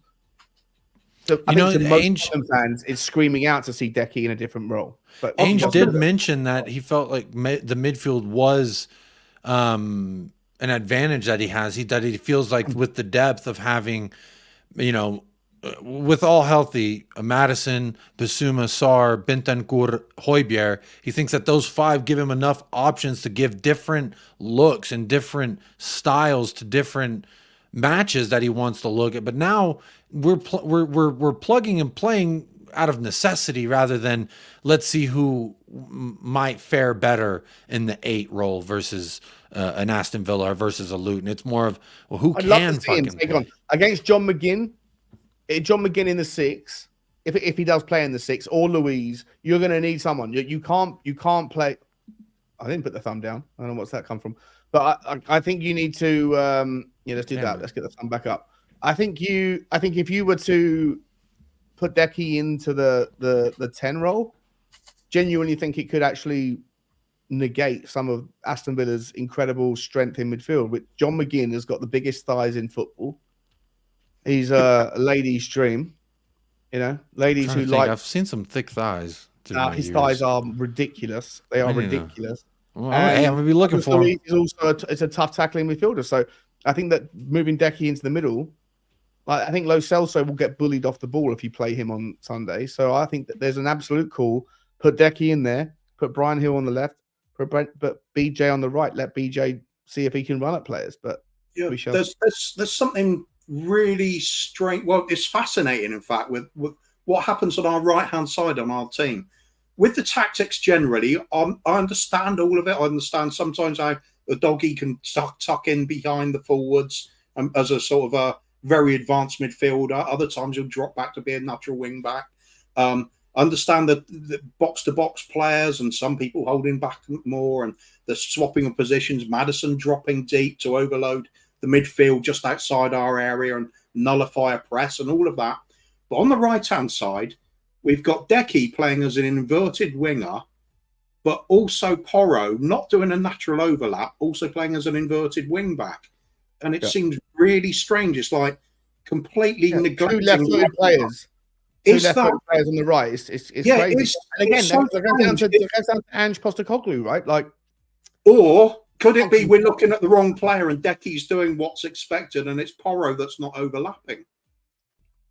Yeah, but the other option is you put a right-footed Emerson Royale in who doesn't know what to do when he's with the ball's at his foot. So horses for courses. It's a strange lack of balance, though, isn't it? It's without doubt it's a problem. Yeah, listen, I think that there's a lot of work to do, and as much as I absolutely adore Ange Postecoglou for everything he says, I think that a lot of the things he says is never followed through on thus far. It's only 12 games with his actions on the pitch, and we need a lot of work done in January. We absolutely need wingers. We've got 75,000 wingers, and none of them can do what a winger needs to do for Ange's system. And so, look, it is what it is. We got to struggle through, but my whole point is not to defend Eric Dyer. It's just to make sure that there's fair allocation of critique. And I never think there is. I think some people get away with murder, and I think other people get everything thrown at them. And it doesn't mean that they shouldn't. It doesn't mean that they're better than the critique that's offered to them. But it means that because you've got this guy who's a scapegoat, other people seem to get away with murder. And against Wolves, there was 5 players on that pitch who were absolutely horrendous, whose expectations from us as fans should be far higher than that of Eric Dyer, and yet they didn't get a single bad word spoken about them. And I think that is a concern, especially when you know you have to rely on Eric Dyer. You know you're going to need him for the next 8 weeks. So Like, let's be reasonable with the criticism. Is all I'm asking. Whose news says John has a thigh injury? Have you heard that? I haven't heard that he might not be playing, but yeah, I did hear that. Yeah, and then I was. Can you imagine how much physical therapy those thunder guns? Like, how long it's going to take to figure out how to get through one of those thigh muscles? The overtime. Like a bison. It's like a bison. That thing is so big. It's gonna need a bulldozer to break down that muscle fiber. Those thighs are so ridiculously strong. I'm so jealous. Listen, I've got a bit of a crush on John McGinn's thighs. I'll be honest. You know, I remember 2 years. You're talking to Jacob. I mean, Adama Traore, no competition. Yeah. Listen, if John McGinn put a little bit of baby oil on those bad boys, Jacob, you'd have a new background. I promise you. John McGinn. Might. Hey, game respect game. Really great John McGinn as well. Would have loved him at Spurs. Yeah, he's a great player. Apparently, he's a free transfer twice, so we missed the boat on him twice. Faz brought up a point about, or Faz and someone else was bringing up a point, Sean, about that the midfield was allowed to play higher up because of the cleanup work from Romero and Van de Ven. Yeah. Whereas now, if they do that, they don't have that safety net, so to speak. So it is interesting. Kuva, do you think it's more of a... Sorry, what was that? You're wrong, Sean. Romero and Van de Ven didn't do well because the midfield was performing well. They're just all good. That's not the point I'm making. I'm not saying that you can isolate or you can look at things en masse. I'm not saying that because the midfield did well, Romero and Van de Ven's frailties weren't exposed. That's not the point I was making. I'm saying that if you're going to, if you know that the defenders that you have are not a subpar generally anyway, then if your midfielders aren't pulling their weight, then the inadequacies of the defense are going to be exposed on a higher frequency because they're going to be attacked at more. I'm not saying that Van de Ven and Romero got away with murder because Bissouma and Maddison were doing well. I'm not saying that. I'm saying you need the people to step up to protect the inadequacies of the backline. And we didn't. And therefore, you should critique them in the same energy. Yeah, I think everyone deserves the blanket of shame when it comes to Wolves. And I think that we've been playing poor in a few matches even before Wolves. I think Luton, Palace, Fulham, those are all games that instantly come to mind where I think, wow, I really expected more from us there. I really thought we would do more there. But again, I still think this is a part of the process where we're 3 months in. We're 3 months in, and some results have, I think, favored or made us look better than necessarily we were. And while I will bang my chest every single time if we get a jammy 1-0 win versus a Palace or a Fulham, I don't give a shit. 3 points at the end of the day. It all feels the same, so to speak. But I know this period. I hear you, Sean, about this period. We are stuck with Eric Dyer. We know we have Eric Dyer, and we kind of have to either, not be too... For me... Without going around too many circles, we are almost at 2.5 hours here on the stream, so make sure you are hitting a like. I think he's awful. I would rather see anybody. Now, if that makes me a shitty analyst, I don't know. Maybe it does. But I can't help the way I feel when I wake up at 5:05 and 5:07, I check the lineup and I see Eric Dyer's fucking face, and it makes me feel, yeah, we're losing today. I all week was like, we could go into the mall and get a dub. Why not? But I wake up at 5:05, and at 5:07, I'm greeted by Dyer's face. And in that moment, instant feeling of, shit, we're probably going to lose now. Like, I don't think that I'm the only one who feels that way. Is that a feeling? You're not, mate. Everyone in the fan base feels that way. That they think that Eric Dyer is fair game for every piece of criticism that gets in this direction. I'm just saying it's unhelpful. I just think that, like, when we've had a problem defensively for so long, when we look back and we say, well, who's been here long enough to cover eras? It's the fucking guy. Like, if the burger flipper been there for 10 years and he flipping burgers shitty, we're still wondering why the burgers ain't coming out right. It's like, well, that damn burger flipper. I think that, look, listen, if a midfielder makes a mistake, and a centre back has to cover his ass, then you know that Van de Ven or Romero have got a good chance of doing that. Best defenders can cover the mistakes of players further up the field. Eric Dyer's not going to do that. He just isn't, right? So I understand. I'm not advocating that he's a better centre-back than we think he is. I think we all agree he's a terrible centre-back and doesn't belong at Tottenham, and we all want him gone, blah, blah, blah. I'm not disagreeing with any of that. I'm just saying that when we need to analyse the post-game and go, oh, why did we lose to Wolves? And the general consensus is it's Eric Dyer's fault. I'm like, actually, no. If you actually watch the game wasn't won or lost in the last 3 minutes. The game should have and could have gone a different direction for the previous 90, and that responsibility falls on other players. I'm not excusing Eric Dyer. I'm not saying he's a better player than you guys don't think he is. I agree with you, not good enough, but other players didn't play well, and they got away with murder because the fall guy is always Eric Dyer. I don't think, at least on their level, it's like that. Maybe in the YouTube, Twitter world, that's the case, and you could very well be spot on there, because my natural propensity is I don't care what happens in those 90 minutes. If Dyer's out there, we're going to fucking lose. That's how it just feels, and I can only speak on how it feels. Like, I have zero confidence in anything going well. When he had that goal for Chelsea, I was in before they confirmed that it was not an actual goal. I was like, if this somehow this redemption, this Harry Maguire redemption arc that Eric Dyer starts to go on, I was ready to jump on, Sean. I was ready, but the game is won by those fine margins. And you know what? It may have been a cricket's dick why I don't actually support Eric Dyer anymore. Eric Dyer is the Harry Maguire of Tottenham. Yeah, but he's worse than Maguire. I'd rather have Maguire than Dyer. Right, but Harry Maguire gets whatever level of criticism Harry Maguire, I'm not sure about that. But whatever level cheeks of the same ass, right? Whatever level of criticism Harry Maguire gets, he should probably only get 80% of the criticism he does. But when he makes a mistake, it's always Man United fans, which is far more palpable, far more the force of it behind the weight of it is far bigger than Tottenham because of the size of the club. They go after him and they excuse the reason why Harry Maguire had to face the opportunity in the first place or face the threat in the first place. And other players get away with murder. There's some players, and I get it, like I said at the start, goalkeepers and defenders, if you make a mistake, is punished in a way that detriments your score line, whereas strikers can miss 10 chances, and if they still score the 11th, then they're the hero. That's just the way the world works. But I think that reasonable analysis should include the rationale as to why that player faced the threat he did. And is there someone else's mistake? Was there someone else that wasn't pulling their weight? But his job is to defend. At some point, you're going to have to do your fucking job. You can't just hide on the pitch and expect 10 men to protect you for 90 minutes. It is your job to go out there and defend. I'm not saying protect. I'm saying do your job in the midfield. And if you make a mistake in the midfield and you're not combative, you're not winning tackles, you're not. What if they are doing their job? They're just out of position.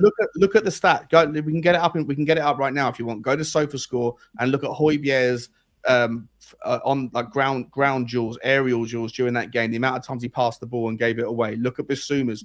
Look at the guy who sat in front. Look at Pape Sarr's. Absolutely atrocious. The amount of lost balls, unnecessary turnovers, all of that stuff contributed to the frequency of spreading the play that Wolves were able to do. They smashed the ball wide, left and right for 90 minutes, and that when you have inverted fullbacks, that put the pressure on Emerson Royal and Pedro Porro. Pedro Porro came out of there. People were saying Pedro Porro had a terrible game. Pedro Porro won absolutely everything in the air, absolutely everything. But because there was so many balls played down into his channel, people were like, "Oh, he didn't do enough." Well, that's because the guys in front that lost the ball. First half, I actually thought Porro was our best player. Porro was amazing in that game. Defensively, like I say, go and look at the stats.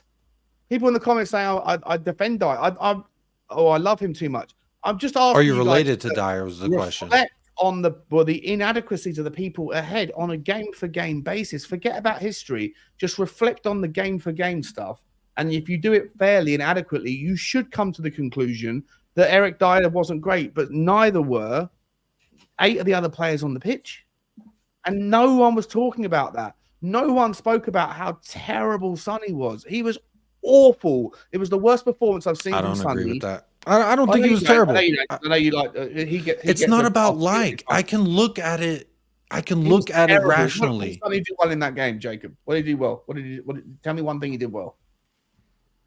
Well, it's hard to look at a forward and say if you didn't get a goal or an assist or even a hockey assist that you had a good game. But in the role that he is being asked to play, it is that forward man, bring the attention to you while we work the ball and look for the hole in those channels. You're defending Sonny for being asked to play. I'm defending Sonny for doing his job. Yes, but you're not going to defend Dyer for being asked to play in it because he did not do his job. Because he did not do his job.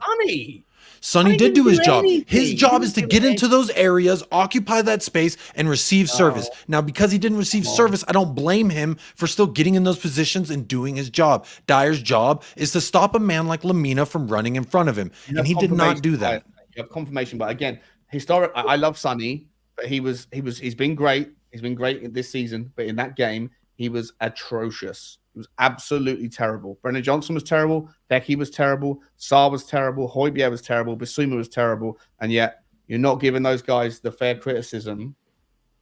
And you're saying, well, you know what? Sonny was fine because he was doing the job that's after him in a system that doesn't suit his style of play. And I didn't say that. Eric Dyer should get the fair criticism when he's asked to play on a high line when he's the slowest defender in the Premier League. He can't help how fast he is. I'm not trying to defend Eric Dyer. I'm just asking everyone to be balanced, and I don't think there's a balance in the analysis. I really don't. I'm quite happy to be said that if I'm unbalanced from my view towards Dyer, because it's not built over one game. I've found him substandard for the last 10 years. So the frustration is watching him come out playing after 10 years and still see a mistake where I'm thinking he shouldn't even be at the club.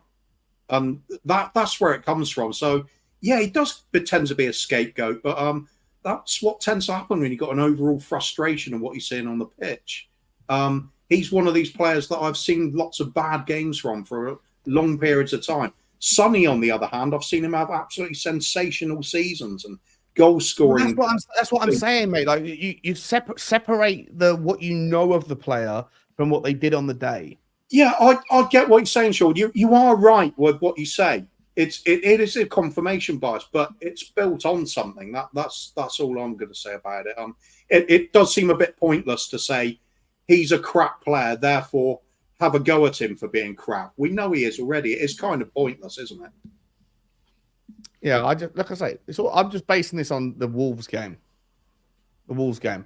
And you know what? He'll play on Sunday. And if Aston Villa dominate the midfield battle, then you know what? With the pace of Diaby, with the pace of Aston Villa's front line, Ollie Watkins, whoever they're going to play out on the left-hand side, then Tottenham are going to have an absolute nightmare. And Eric Dyer will be on the receiving end of far too many chances for Aston Villa for his inadequacies as a defender to be able to hold out. And when we concede a goal, it will be if he's the guy who missed the tackle or if he's the guy that didn't get back or was out of pace, people are going to go, Eric Dyer is terrible. And I'm just going to keep the same energy and say, if he's responsible specifically, fine, have at it. But if it's not, if it's because Bentancur didn't win the battle in the midfield or because Decky ran inside once again and for the 20th time in 3 games. So our midfield has to be perfect in order for Dyer to not receive criticism? I'm not saying because I don't understand when your job. That's like me. I played goalkeeper my entire life. That's like me being like, "Why'd y'all let them get a shot off, bro? They're gonna get a shot off. That's a given.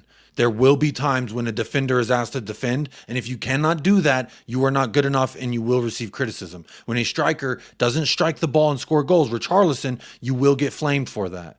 Son didn't have chances. He didn't miss these sitters. He didn't have the ball with tons of space and able to turn with it. I agree that Son's natural abilities lend him to be more of an in-behind type of player running into those channels. But this is what he's being asked to do in the system. And he does work in this system when the system works. Now, if the system's not working, he's not going to work. But as I just see it like as a defender, someone making a mistake is going to happen where you're now in a position where, okay, I got to either play the space or play the man.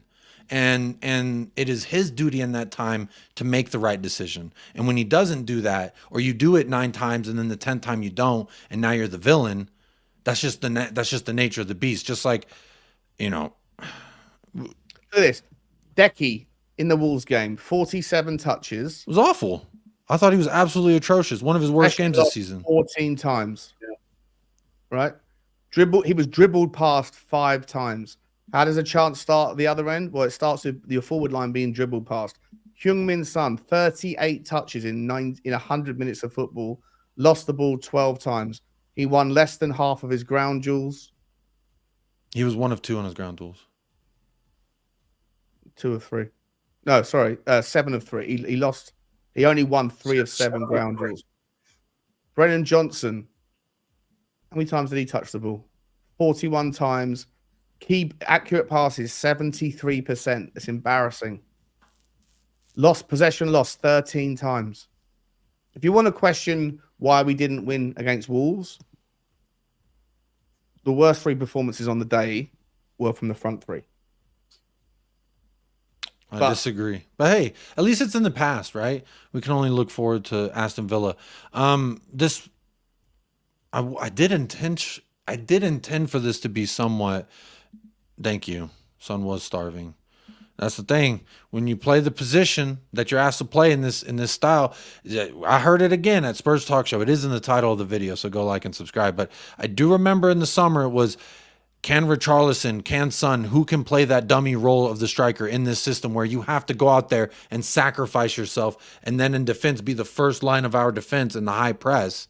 I just think you were right with your initial thing, I think, Sean, which was the midfield is so crucial to helping our defense and helping our attack. And when you fail there, you're going to fail in both offense and defense because you're going to get overran. And that was just annihilated in that game. Absolutely annihilated. That's the only point. That's the point I'm making. I feel like I'm like my point. I've tried to reinforce it 100 times. I'm not suggesting that Eric Dyer is a better player than we all know. You want blame for everybody. You want to even for everybody.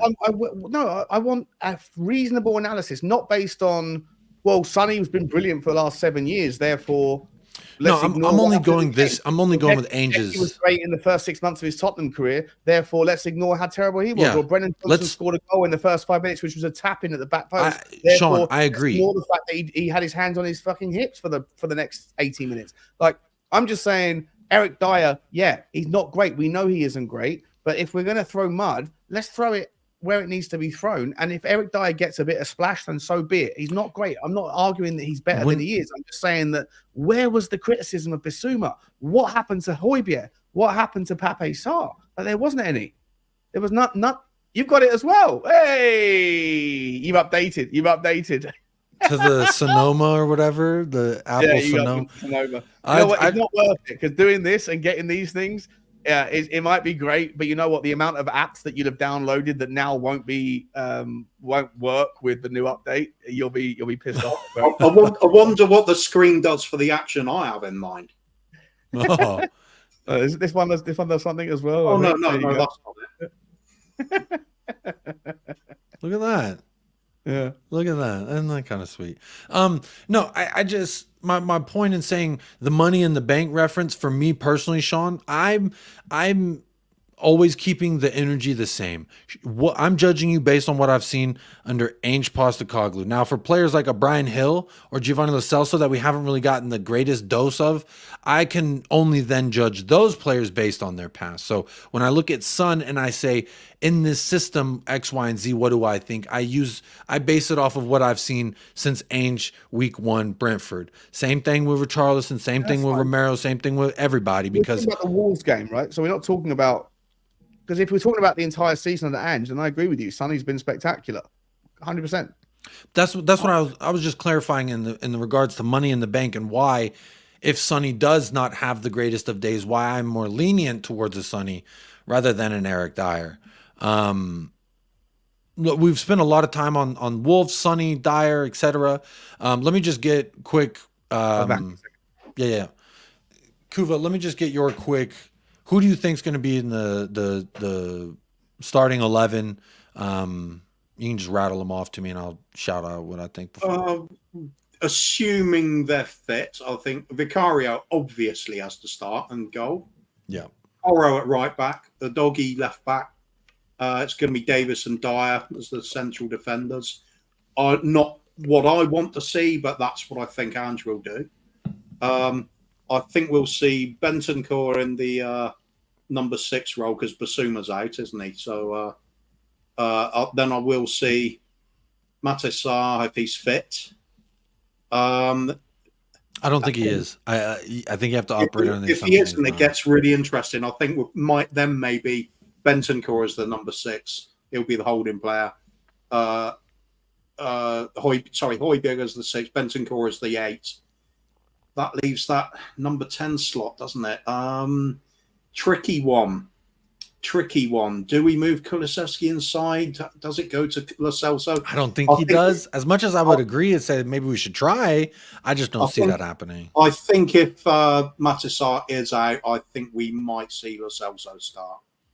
I wouldn't myself, but we're down to that sort of time now. We just don't have the players to choose from. We would like to be able to choose from. Kulu in the middle, yeah. I mean, I'd be happy to give that a go. I'd even sacrifice Porro as being a right back and put Emerson Royale and Porro on the right wing if need be. If that enabled it, it's going to help our attack because I don't rate Emerson either. But if that's what you're left with, you're going to have to juggle some things around. At least he's got a bit of pace and some athleticism as Emerson. So Porro, bit of pace, can certainly deliver a ball. He certainly can create from the wide space, so that'd help. Kulusevski, could he play as a 10? Maybe. Could Lo Celso? I'm not convinced. Let's face it, we are just missing Maddison massively. I think otherwise, you're looking normal front three. Kulusevski on the right, Brennan Johnson on the left, and Sonny in the middle. So I think team's going to stay as much intact as it possibly can with the reintroduction of a doggy, and I think Bentancur starting instead of Bissouma. Okay, that's very. We haven't got a lot to choose from, have we? No, we really don't. I think it's going to be a tough pick of the lotter here. I do want to say tomorrow I'm going to try and do like a prediction preview, like score prediction, etc. But I do think that. Look, I wouldn't start Giovanni Lo Celso. I don't think he can act as our stand-in Maddison, even though I think some people want to see that. I don't even want to predict an 11. So guess what? It's my channel. I don't have to, and I'm not gonna. You know what? It would be nice to see that there's been talked up by Ange himself this week. Donnelly have a chance.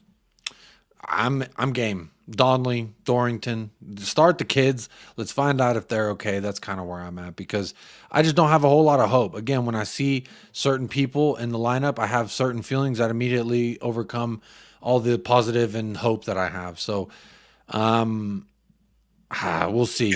I'm just excited with some fucking football tomorrow. Yeah, if we're gonna start Dorrington, then I prefer to see him partner Davis than Dyer. To be honest, I think. Davis is more your steady Eddie. I'd rather Davis. Yeah, that in every scenario where I start anyone other than Dyer, I would definitely start Davies. I think he's at least showed that he could hold it down for a minute. You know what I mean? And when in the moment of so much uncertainty, you kind of need someone who can at least come in and say, "Look, I can hold it down for a little bit." You need that. So I would definitely keep Davies in my lineup, but Dyer, anyone but. That's just I know some people are going to say. I think I saw Edward Y. Voss says Dyer must have peed in his coffee. No, I've just watched Dyer for years and years and been miserable with his decision making. So that's why I feel the way I feel towards Eric Dyer. But without going on too much longer, I don't want this stream to hit fucking 3 hours because that would be absolutely insane to me. Sean, do you have any final thoughts about Villa? Not prediction or do you have any final thoughts? Maybe like. Donnelly think he can make a surprise, or you think he's gonna just stick with what he knows? Lo Celso, Højbjerg, Bentancur, and then the same back four, just barring with you, Dougie. What do you think? Yeah, my 11's Vicario, Porro, Davies, Dyer, Udogie, Bentancur, Højbjerg, and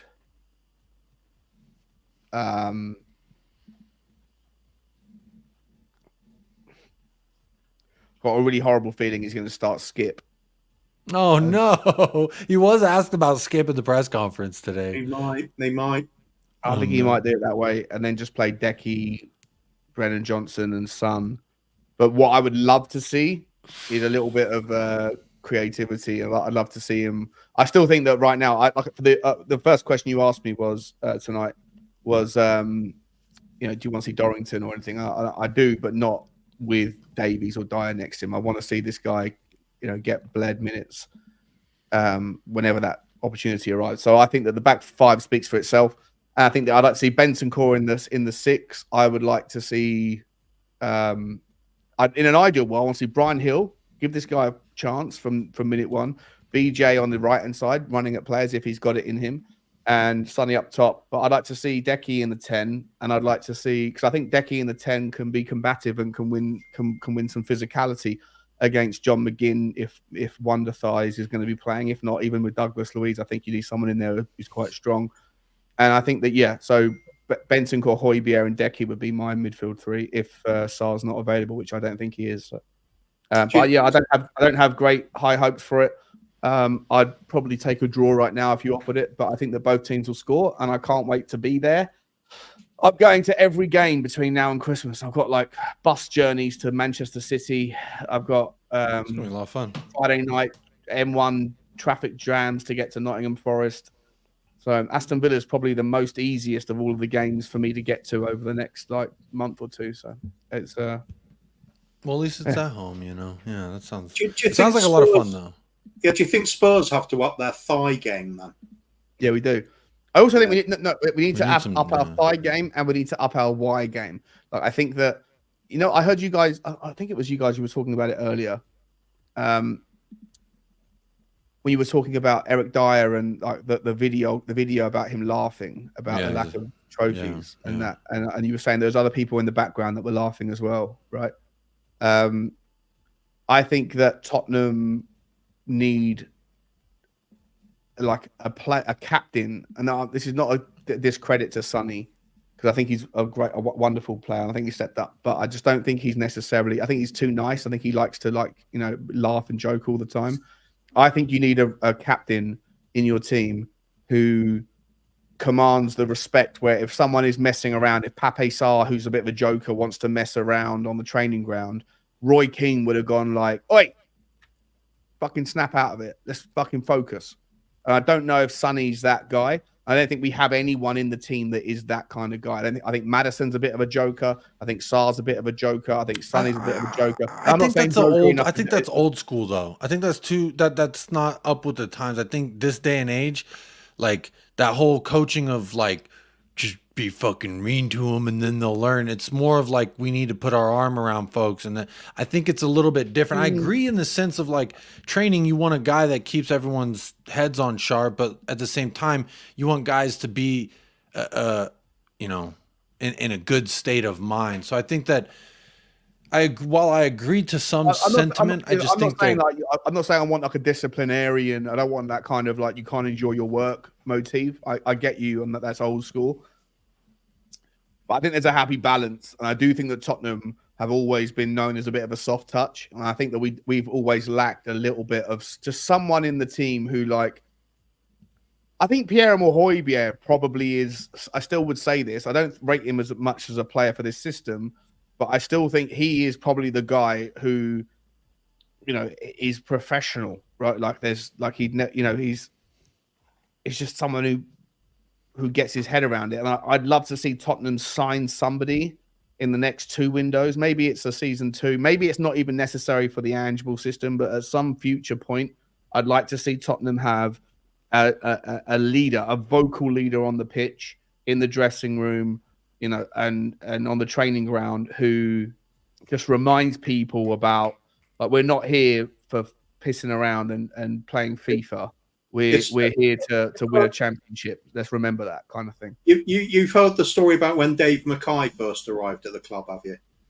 No. The double winning Spurs side. We started off as a great footballing side, but Dave Mackay turned up, and the whole atmosphere of the club, the whole ethos, everything about the club changed. The moment he walked through the door, you had to be serious about your job. You had to do it to the best of your ability. Every single thing you did at the club was competitive. You had to win. They couldn't even have games of cards among themselves without it being fierce competition. Yeah, I kind of like that. He instilled this around everybody around him, and people both feared and respected him for it. And if I remember rightly, in one of the interviews with him, they said somebody asked him, "Doesn't it rock the boat a bit that people can't relax and have a bit of fun?" And his response was something along the lines of, "They will enjoy themselves because they're winning."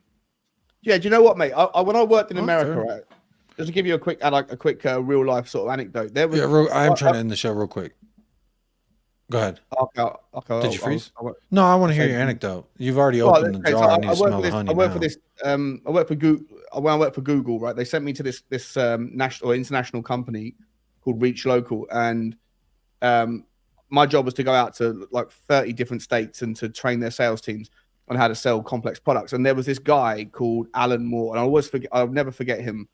He was like the #1 salesperson in the country, and he made an absolute killing. He wasn't blessed with particular intelligence. He wasn't, like a monster mentality. But whenever there was a competition around who could sell the most or who could do something, he just sort of like locked into this different mindset where he would have this kind of like, he was a nice guy. You could go out and have a chat with him and stuff. But when there was a competition, and there was every single month for the week leading up to that competition, this guy just switched on a different mindset.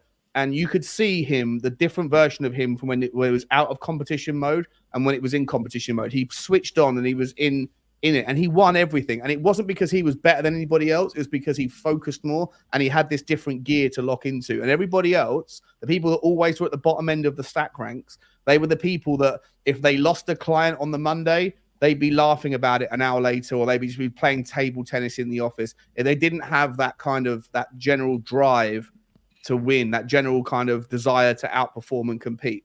And I'd love to see an Alan Moore be represented at Tottenham. I just don't think we quite have one. I think the last thing I want to say about it is I disagree with you, Sean. I think for us, from an outside perspective, to say what we believe Son's inner workings as a captain in the locker room is or isn't on the training pitch as well, I think is for me to do it, I would say I'd be overstepping my actual, because as a person who's worked for a professional team and multiple professional clubs in various sports, what the world sees and what I saw were two complete different sides of pancakes. And I just think that sometimes everything that we think is just what they're showing us, and what's actually happening can sometimes be a lot different. Now, sometimes with the Manchester United, though, the magnifying glass is so large on them that there's nothing that goes unseen there. Whereas I think a club like Tottenham, we are either hated, we're what is it, Vegemite, Marmite, whatever they call it. You're either hated or you're loved type of thing. Yeah. And I think it's like that in a sense of what we all get to see. It's either to instill this loving, friendly boyfriends FC environment, or it's this bunch of losers can't get their heads on right. And I really just think that like, I don't know. I like Sonny as a captain. I think he can turn that on. I think he does have that competitive fire. I think every man to reach a professional level, even a Dyer, has to be competitive at video games, ping pong. He is competitive. Now it's just like the little brother can be competitive at playing video games.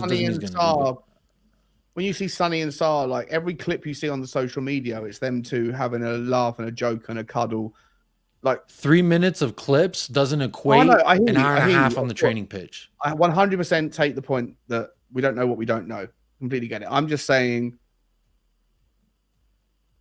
I don't know. Name me a team that has won something where there is no obvious commander, like monster mindset mentality. I don't think Manchester City have got Rodri.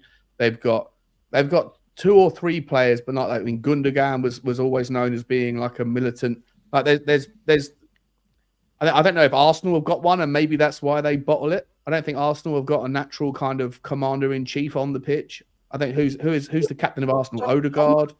I'd say possibly Leicester. I can't think of one player in particular that would be their out and out leader. Well, Jamie Vardy was the captain, right? And Jamie Vardy was.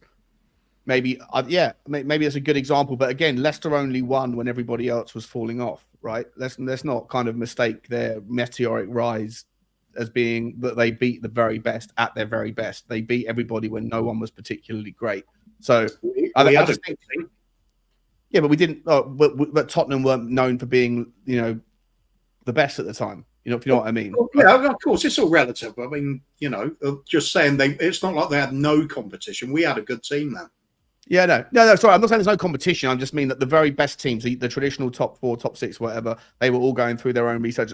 My point is, I'm getting off the topic. My point is that I think if you look at the vast majority of the most successful teams that have won more than once, twice, whatever, that have always won, and it usually comes down to Arsenal, Liverpool, Chelsea, Man City, or United over the last 25 years. The vast majority of those teams that have won with a high frequency have always had someone, if not several people, that take the battle seriously. They're not playing football. It's not a game. It's war or whatever. And I think that there is an argument to say that the teams that don't do it, the teams that could have done it because they play beautiful football and they've got good strength, but don't have a leader. I think Arsenal's a perfect example. Like Arsenal bottled the top 4 and they bottled the Premier League last season.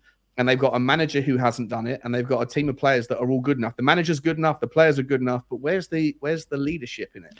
I just think this notion Sonny's too nice that he can't be a captain material. I think that if I had to Americanize it, that just feels like the old man on the porch saying music ain't what it used to be. Bro, times change, things evolve. The best way to approach any of that, I think, is with an open mind. And honestly, different styles of leading can still produce the same result, which is what we're all hoping for, which is fucking winning. I agree. I don't think you have to be a drill sergeant. I don't think the captain needs to be that, but you need somebody in the team that has that kind of quality.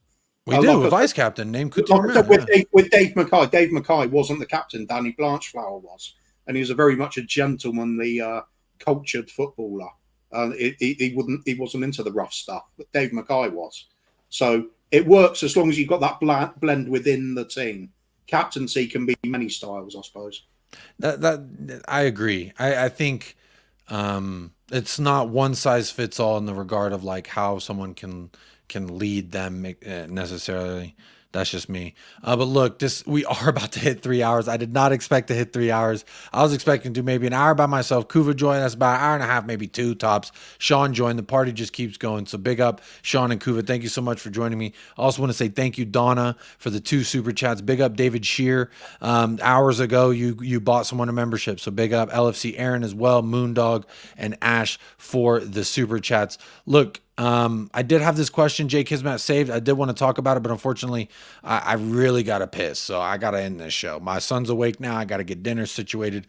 Turkey tortas. Absolutely phenomenal. Oh, yeah. Happy Thanksgiving, by the way. Yeah. Happy Colonizer Day. It's absolutely great. Any excuse to get together, right? Even if it is on a foundation of bloodshed and horror and smallpox blankets. Let's just remember they gave us corn. So big ups, love the day, love that we could celebrate partial genocide and years and years look back and say, isn't it great what the Pilgrims did with those Native Americans? Anyway, not to bum y'all out, but that's just a little history for you on America. Not great. Not great, but look, what has been great is the show. Every single one of y'all in the chat has been absolutely phenomenal. Apologies if I missed anyone's chat or I missed anything that y'all wanted me to get to that I didn't. When it's a long show and a big show with a lot of people chiming in, super chats always help get that solved. So apologies if I missed anyone's pressing topics out there, but we'll be back. I'll be back tomorrow. Sean, do you have anything coming up that you want to tell the people about? Fan cams on Sunday. If you're at the game on Sunday, Sean's going to be interviewing fuckers, so go find him. Yeah, and I'll be doing I'll probably do a live stream tomorrow. I think I haven't done a live stream for a while, so there you go. Yeah, you're gonna live stream over there on Spurs Talk Show. Kuva with 3 Spurs boys. I know y'all are moving some show stuff around. But you got anything coming up you want to tell people? The only things really planned will be Ben's coffee shop. The coffee company on Wednesday. We'll do Brewing Bollocks on Wednesday afternoon and Friday night instead of Saturday night for Coov and the Kang on 3 Spurs boys for a little bit of silliness and the build up to the weekend's matches again. There you go. Go find him at 3 Spurs Boys. I will put it in the description. I ran out of characters for the title, so it'll be in the description of this video if you are watching Michael play. We officially just hit 3 hours. So 108 people have hit the like. Anyone else who has not, I mean, damn, we got up here and gave you grade A content for 3 hours. So, and it's absolutely free. Someone asked a little while ago saying, is Jacob and Sean this combative? And I didn't know we were combative. But I've been accused recently. I've had several conversations on the phone where I feel like I'm talking at this particular level, and people keep saying, "Sean, why are you shouting?" And I'm like, I don't think I am. But am I coming across argumentative and combative and a little bit vocally amplified? Absolutely. Yeah? Oh, okay, good. Nodding along. Yeah. It's fine. It's fine though. Unintentional aggressiveness is always no. It's cool because you pushed Jacob's buttons about Dyer, and it got a little bit heated, but not too heated. The thing is, my vibes are always immaculate until we talk about Eric Dyer. I'm always like, I just feel like we're having a conversation, but people kind of go. I didn't think it was a debate either. Are you and such and such okay? I'm like, I think we are. Why? Oh, because that show you did, you were so like you were arguing and angry. I'm like, no, I'm just being me. I was thinking of going to make some tea, and so I'll let them go at it for a while and let it calm down, and then come back. Now, Sean, I've referenced you before you even joined the chat or the show early on in fucking 3 hours ago when the show started. I reference you quite often in things that you say because I think that you provide such an outlook that I think a lot of people sometimes don't either have or refuse to look at. And sometimes when you put it in their face, a lot of people sometimes say, "Hey, put that away." Some people might say, "Hey, you know what? That's interesting. Let me see some more of that." I'm a contrarian. Like I think someone once called me a contrarian as an insult, and I went and looked it up, and I was like, contrarian.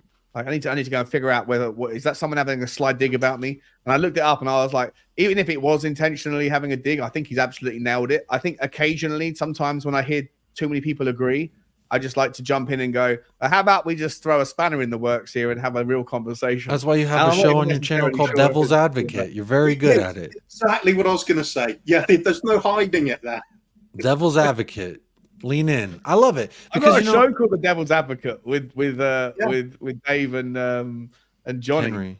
I thought Henry, but yeah. Yeah. But big up everybody who did tune in. Jimmy Nipples says I could watch another 3 hours of this terrific panel. Unfortunately, my bladder can't. My bladder can't handle it. My son is awake. He's like, "Where's my father? Did my father abandon us for milk and cigarettes?" And I'm not trying to be that guy. But big up Toxic Headshot. Big up everybody in the chat. Nate, I see you. You did miss like 2.5 hours of the show, but big up Nate regardless. Hey, look. Sean, I will say no matter what, you come on here, you come bringing the smoke, you come bringing the laughs, whatever it is. I love the energy you bring every single time, and I support you as a human being. So big up yourself first and foremost. And I think that's why I think you're so valuable to this world of Spurs YouTube, because you offer a point of view that people, and you're willing to take a step beyond the curtains and see, is there something else that we're not looking at here? And a lot of times it's just easy to say, this is what I see. Alice in Wonderland reference. I don't know. I mean, I appreciate it, but let's stop blowing smoke. You go and have a wee, check after your son. I'm gonna stop shouting and waking people up. My next door neighbors are banging on the walls. And Hoover, it's been wonderful with you. I haven't shared a camera with you, my man, for a long time. Too long. Yeah. I think the last time might have been here on this channel. Yeah, if ever you're up for a silly show at any point, I'm in, mate. That's what I'm all about this season. You want to go live? You want to do a 2 a.m.? Go live after this? No, I'm kidding. No, I can't. I'll set up the redirect. I was tempted. All right, y'all. My bladder is going to explode, so I'm going to sign it off there. Y'all stay blessed, stay fresh, up the lads, and come on, you Spurs. Quiz.